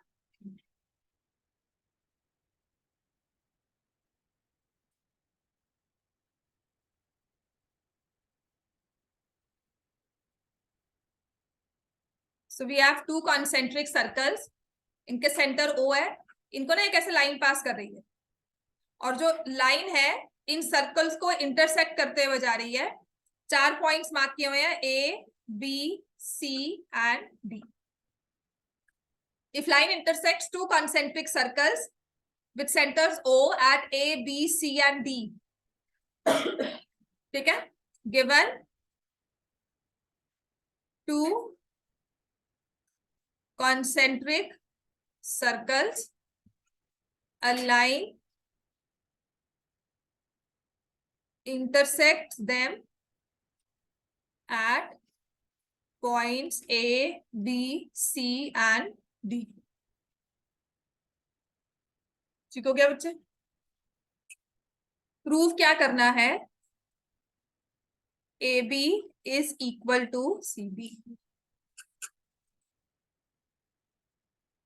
क्या लगता है इसमें हम क्या यूज करेंगे, 4-5 रूल्स पढ़कर आए हो।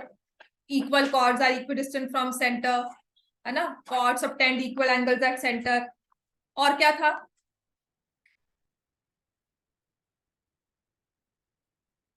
कॉन्सेंट्रिक सर्कल्स हैं, और क्या रूल था, सबका एक ही सेंटर है, perpendicular from centre bisects the chord, बस उसी को यूज करना है। तो हम लिखेंगे draw OM perpendicular to AD।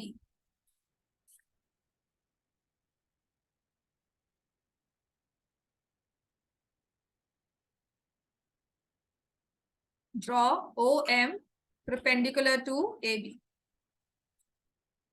ठीक हो गया,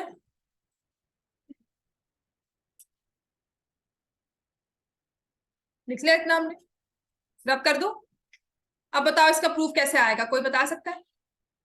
मैंने बता दिया आपको, perpendicular from centre bisects the chord है, वो यूज होगा। So if I erase this circle, कौन से दो पार्ट्स इक्वल होंगे, AM एंड, लिखो नोटबुक्स पे अभी फिलहाल लिखो, पूरा तो एक्सप्लेन लिखेंगे, अब आप भी लिख रहे हैं, ये माइंड में ना हमारे व्यू बनना चाहिए, AM is equal to MD। ठीक है, लिख लिया सबने। फिर मैं क्या कर रही हूँ, दूसरा वाला सर्कल जो है ये वाला इरेज कर दिया। फिर से क्या है, perpendicular from centre bisects the chord. अब कौन से पार्ट्स इक्वल होंगे, लिखो उसके नीचे BM एंड MC। लिखना अलग होता है, ये है मेरा विजुअलाइजेशन कि मैं यही लिखना चाहती हूँ। तो अगर मुझे पहले चीज सिमेट्री में ये क्लियर होती है ना, फिर वो क्वेश्चन क्या होता है, इजी। समझ में आ गया। अब उन दोनों को क्या करेंगे, देखो जो आपने दो रूल्स लिखे हैं, आपने लिखे थे AM is equal to MD, और फिर लिखा था BM is equal to MC। क्या करेंगे दोनों को,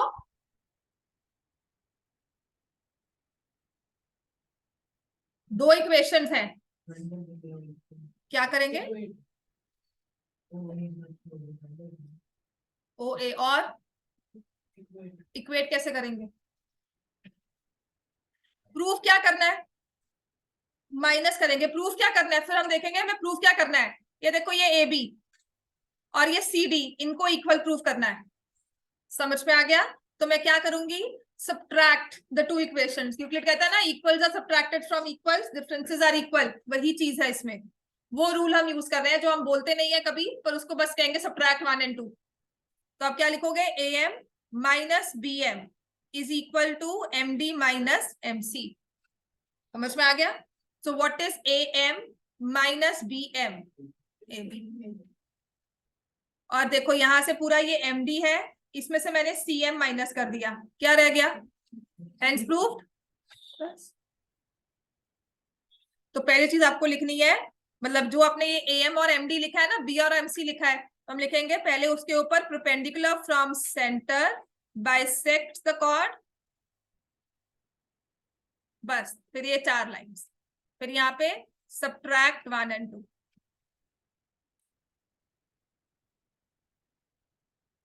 हेंस समझ में आ गया?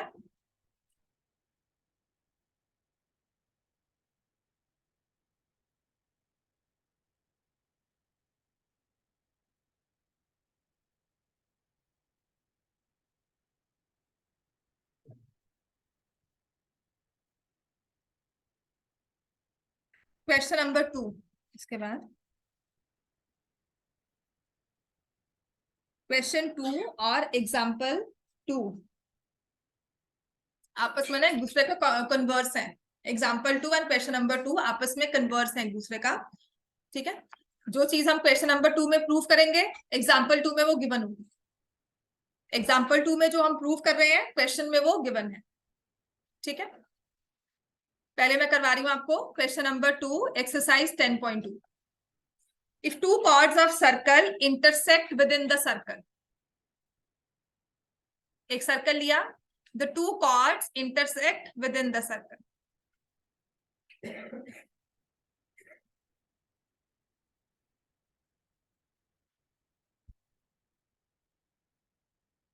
given chords AB and CD of circle with center O intersect कौन से पॉइंट पर, intersect at point M। समझ में आ गया हमें इतना? अब क्वेश्चन शुरू होता है जो नहीं समझ में आएगा, है ना, क्या लिखा हुआ है उसमें। Prove that the segments of one chord are equal to corresponding segments of the other chord. ठीक है, वो क्या रहा है, जब कॉर्ड इंटरसेक्ट कर रही है ना, तो एक कॉर्ड के 2 हिस्से हो रहे हैं, एक सीएम और एमडी। इस सीएम एमडी और एएम एमडी को हमने बोला है सेगमेंट्स, इसको बोल दिया सेगमेंट्स ऑफ कॉर्ड्स। कॉर्ड के 2 हिस्से जो हो गए ना, उनको सेगमेंट्स बोला है। सेगमेंट सर्कल की नहीं है, कॉर्ड की है, ठीक है। तो इस क्वेश्चन में लिख लो, AM MB are segments of chord AB and CM and MD segments of chord CD। ठीक है, तो ये कहते हैं ना कॉरस्पॉन्डिंग सेगमेंट्स आपस में इक्वल है, मतलब छोटी वाली छोटी से, बड़ी वाली बड़ी से। 2 कॉर्ड्स हैं, और कॉर्ड्स भी क्या है, ये मैंने एक वर्ड मिस कर दिया, इफ टू लिखो, क्वेश्चन में क्या लिखा हुआ है, इफ टू इक्वल, जरूरी है, ये नहीं कोई भी 2 कॉर्ड्स में उठा के कोई भी कॉर्ड ड्रॉ की जो सेगमेंट्स इक्वल होगी। कॉर्ड्स के बारे में जरूरी चीज क्या है, जब इक्वल होंगी तभी ऐसा होगा, ठीक है।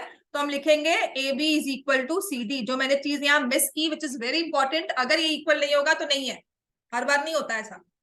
जहां इक्वल कॉर्ड्स हैं, इनकी 2 सेगमेंट्स बनी, 2 हिस्से हुए दोनों के, है ना, दोनों के 2 हिस्से हो गए। कॉरस्पॉन्डिंग पोर्शंस कौन से होते हैं, छोटे वाला छोटे के साथ, बड़े वाला बड़े के साथ। समझ में आ गया? जैसे कल अगर मुझे इस टैब को, this is very very important, I think ये ना एक चीज होती है जो कहाँ नहीं जाता, अगर मुझे कल इसको इसमें पैक करना है तो कॉरस्पॉन्डिंगली क्या होगा, ये मुझे इसे इस वाले बैग में पैक करना है, तो मैं लेंथ वाइज डालूंगी कि ब्रेथ वाइज? पहला वाला मेरा क्या होगा? Length wise. सिंपल सी बात है, पेंसिल बॉक्स में पेन को डालना है, लेंथ वाइज डालते हो, कैसे स्ट्रेट रखते हो, परपेंडिकुलर नहीं रखते हो, हम लेंथ के साथ लेंथ को एडजस्ट करते हैं। That is what is meant by corresponding.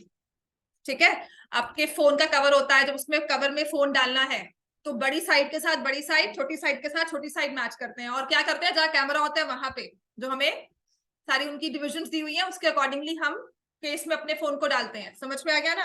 This is what is meant by corresponding.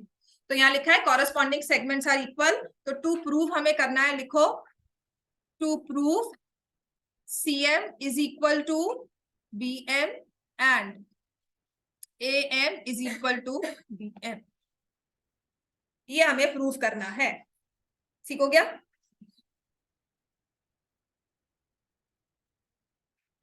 Right.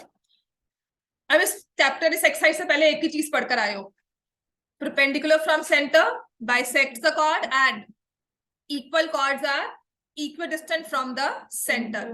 तो हमारी कंस्ट्रक्शन होगी, draw OP perpendicular to AB and OR perpendicular to CD।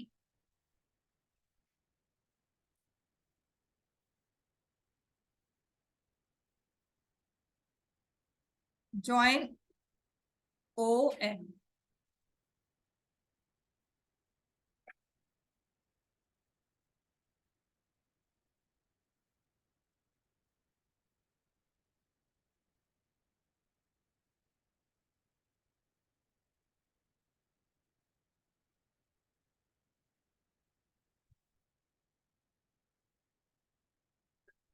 समझ में आ गया इतना?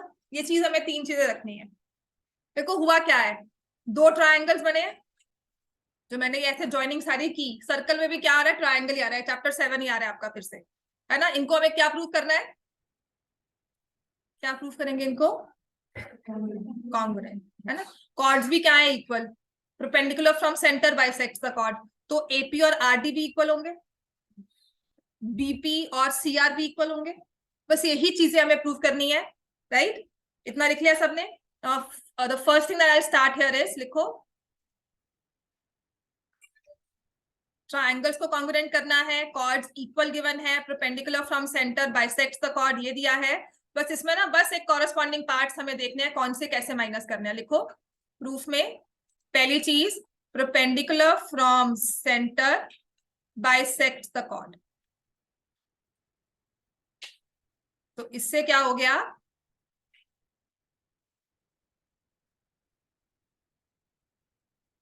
AP is equal to BP and CR is equal to DR। AP के साथ ना पहले DR लिखो, तो मैं यहां पे correspondingly I will write DR is equal to CR। ठीक है, and chords are equal, therefore AP is equal to DR। वैसे तो CR भी लिख सकते हो, लेकिन मैं कॉरेस्पॉन्डिंग लिख रही हूँ। देखो ना, जो ट्राइंगल के अंदर वाला हिस्सा है उसको एक पार्ट माना, AP लिया तो यहां से DR ले लिया, ठीक है, और दूसरा मेरे पास आ जाएगा CR, सॉरी यहां से AP लिया था ना, BP is equal to CR। ठीक है, और दूसरी चीज है, अगर कॉर्ड्स इक्वल है, equal chords are equidistant from the centre, equal chords are equidistant from center, therefore OP is equal to OR। अब बताओ क्या ट्रायंगल्स को कॉन्ग्रुएंट प्रूव करना आसान है?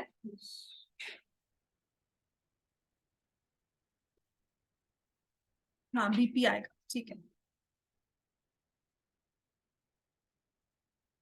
BP is equal to CR। मैंने कॉरेस्पॉन्डिंग इससे रखे ना, देखो ये जो पहाड़ था यहां से ये वाले में यहाँ पे इंटरसेक्शन हुई है, तो यहाँ पर भी इंटरसेक्टिंग वाला पार्ट लिया।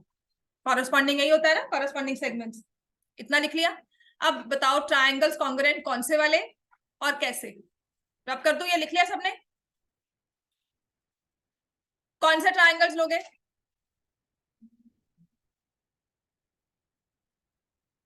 बोलो इतना क्या मुश्किल है? Triangle O P M and triangle, अब तुमने RHS बोला ना, मैं तुम्हें टोका नहीं? अच्छी बात है बोला। मैंने कहा था ना जब तुम पढ़ाई वाली बात बोलोगे मैं कभी नहीं टोकूंगी।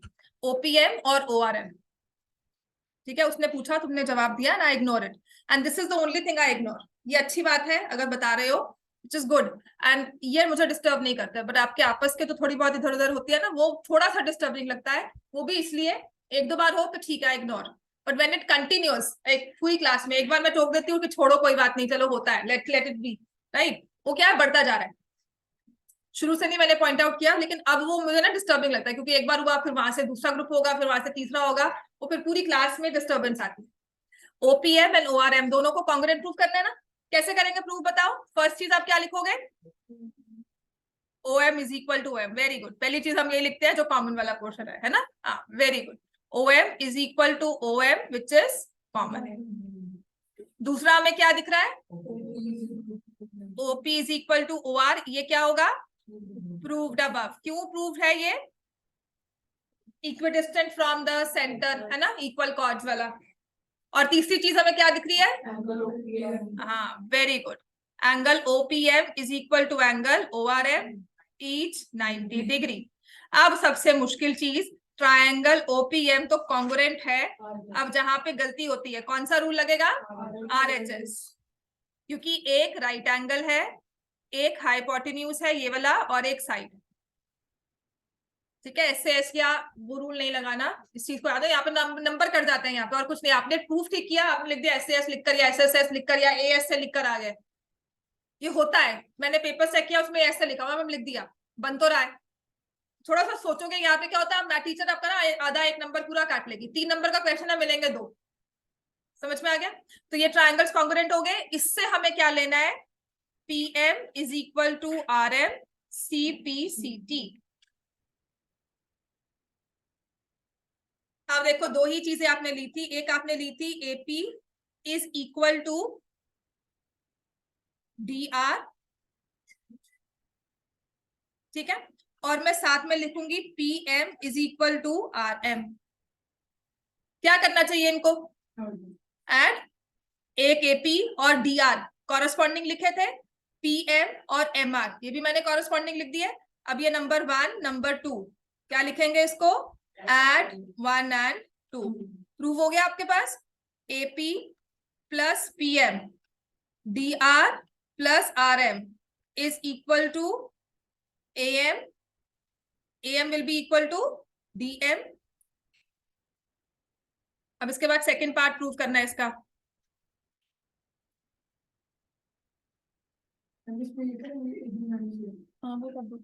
तो हम लिखेंगे AB is equal to CD, so AB minus AM is equal to CD minus DM।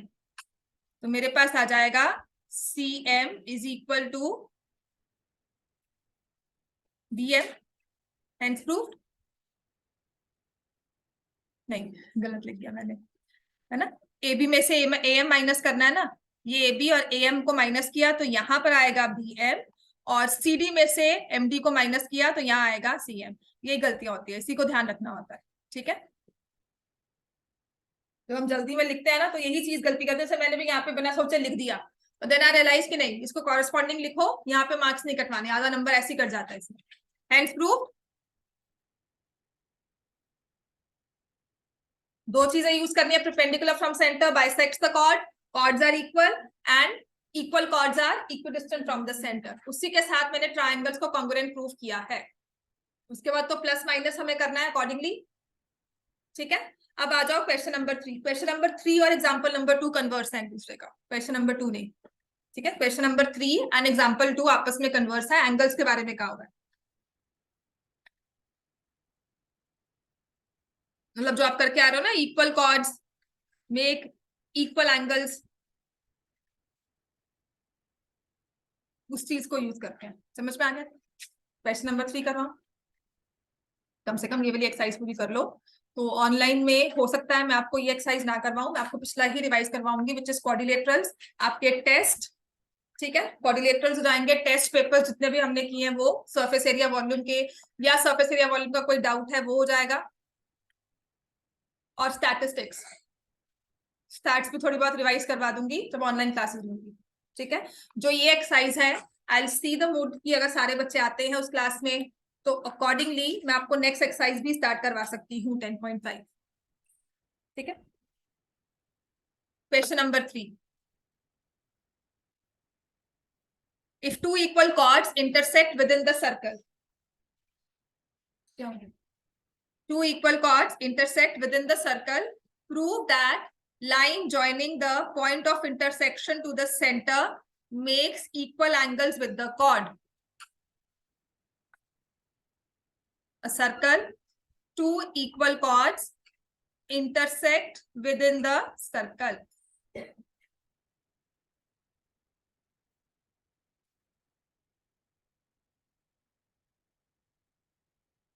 और कोशिश क्या करो ना, इन क्वेश्चंस में फिगर जो होती है ना उसको सेम रखा करो। जैसे मैंने ए बी लिया, सी डी लिया और एम लिया, तो डिफरेंस पता लगता है क्वेश्चंस में क्या है, प्लस क्वेश्चंस को याद करना भी आसान हो जाता है। ठीक है, तो हम गिवन लेंगे chord A B is equal to chord C D,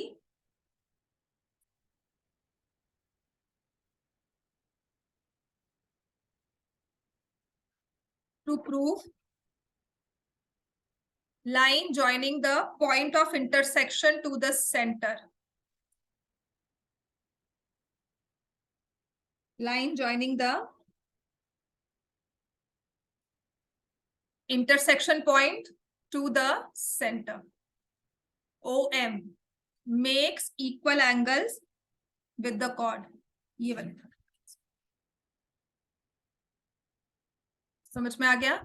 line joining और ये कॉर्ड, ये एंगल सेम है आपस में। हमें क्या लिखना है? Prove angle AMO is equal to angle DMO। अगर इसमें कंस्ट्रक्शन करनी है तो आप क्या करोगे? क्या लिखेंगे? ड्रॉ OP परपेंडिकुलर, पहले क्या लिया था? OP लिया था, OP perpendicular to AB and OR perpendicular to CD, ये क्या था ना?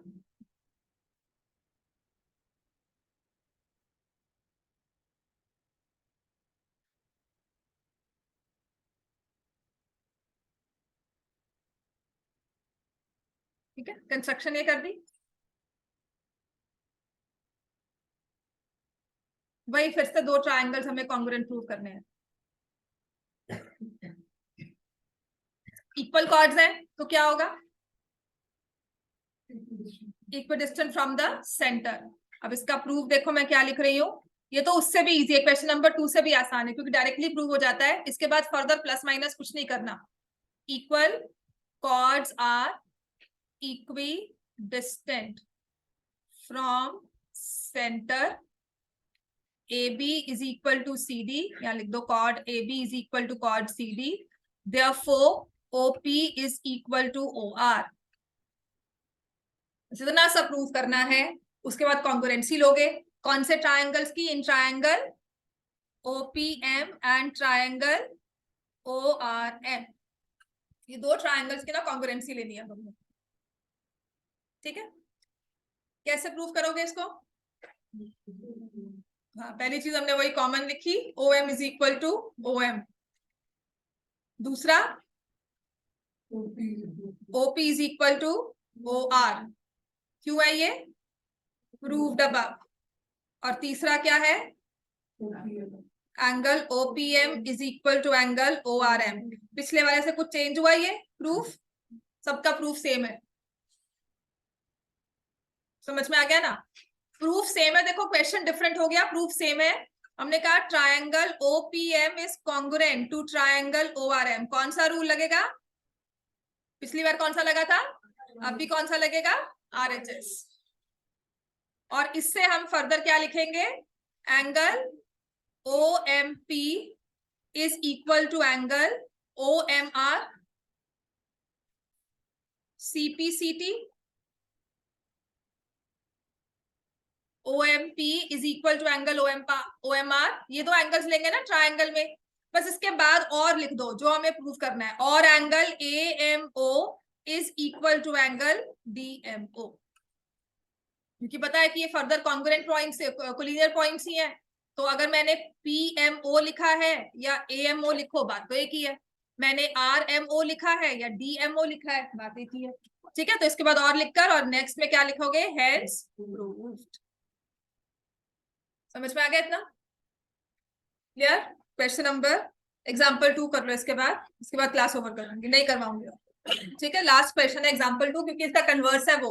Question number 4 5 sorry question number 5 6 numeric questions है। एंड इसके बाद जो हमारी सबसे इंपॉर्टेंट एक्सरसाइज आएगी इसमें, वो है एक्सरसाइज 10.5, वो रह जाएगी। बस ऑप्शनल एक्सरसाइज शायद नहीं करवाइए किसी को सर्कल्स में, ऑप्शनल नहीं, जिसको भी करवाए 10.5 10.6 थोड़ी मुश्किल है, इसलिए करवाते नहीं है, मतलब डिलीट कर देते हैं। अगर करवाओगे क्लास में तो करवाऊंगी, और कुछ क्वेश्चन है इसमें सारे, ऑप्शनल ऑलमोस्ट डिलीटेड ही होती है। एग्जाम्पल नंबर 2, चलो करो स्टार्ट। इसमें लिखा है टू इंटरसेक्टिंग कॉर्ड्स, अब कॉर्ड्स इक्वल नहीं दी हुई, two intersecting chords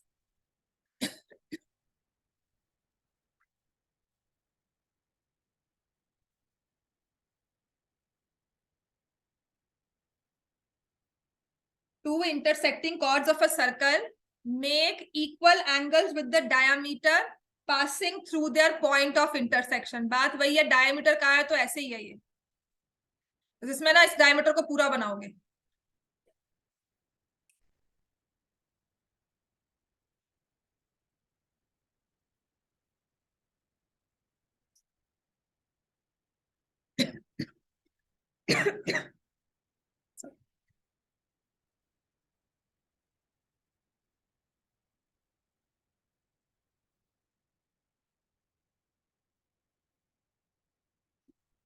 So let me say XY is the diameter. Point M ही लेना इंटरसेक्शन का, मैं बुक से डिफरेंट ले रही हूँ।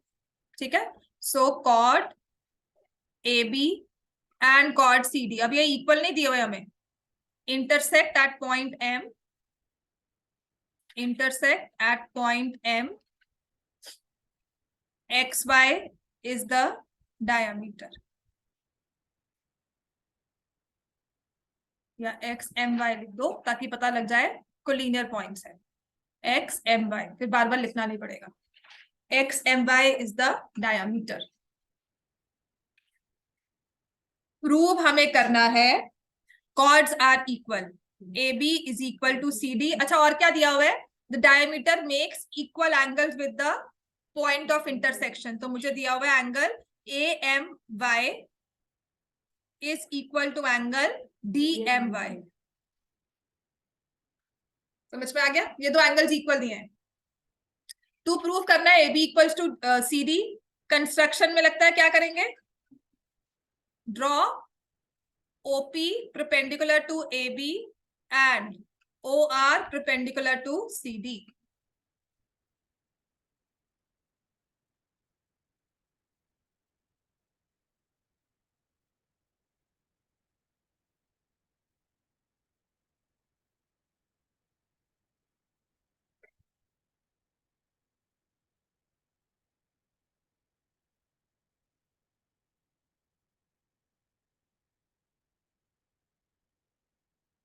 ना लिख लिया तो उसके बाद आई विल एक्सप्लेन, मैं प्रूफ इसके बाद पूरा करने के बाद, इतना लिख लिया हमने। कॉर्ड्स दी हुई है, इक्वल नहीं है, एंगल्स इन दोनों के ये वाले इक्वल है, परपेंडिकुलर्स हमने ड्रॉ कर दिए। ठीक है, बने वही दो ट्रायंगल्स, उनको क्या प्रूफ करना है, कॉन्ग्रुएंट। ठीक है, चलो प्रूफ में आते हैं। अब कॉन्ग्रुएंट कैसे प्रूव करोगे, इन ट्रायंगल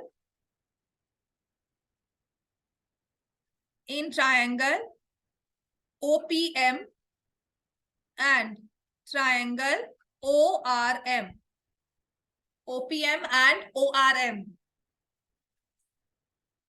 क्या लेंगे पहले तो, हाँ, OM is equal to OM common. दूसरा चीज क्या दिख रहा है हमें, नहीं बच्चे, तो कॉर्ड्स दी नहीं हुई। OPM is equal to ORM, और ये क्यों इक्वल है? ईच 90। और तीसरी चीज क्या है अपनी? हाँ, angle PMO is equal to angle RMO, ये हमें था गिवन। अब दूसरी बात, जो इस ट्रायंगल में कॉन्ग्रुएंट तो हमने कर दिया इजीली। कौन सा रूल लगा? दो एंगल्स और एक साइड हमेशा क्या होता है? AAS, अगर साइड इंक्लूडेड ना हो। AS से रूल से हमने ट्रायंगल्स को कॉन्ग्रुएंट प्रूव कर दिया।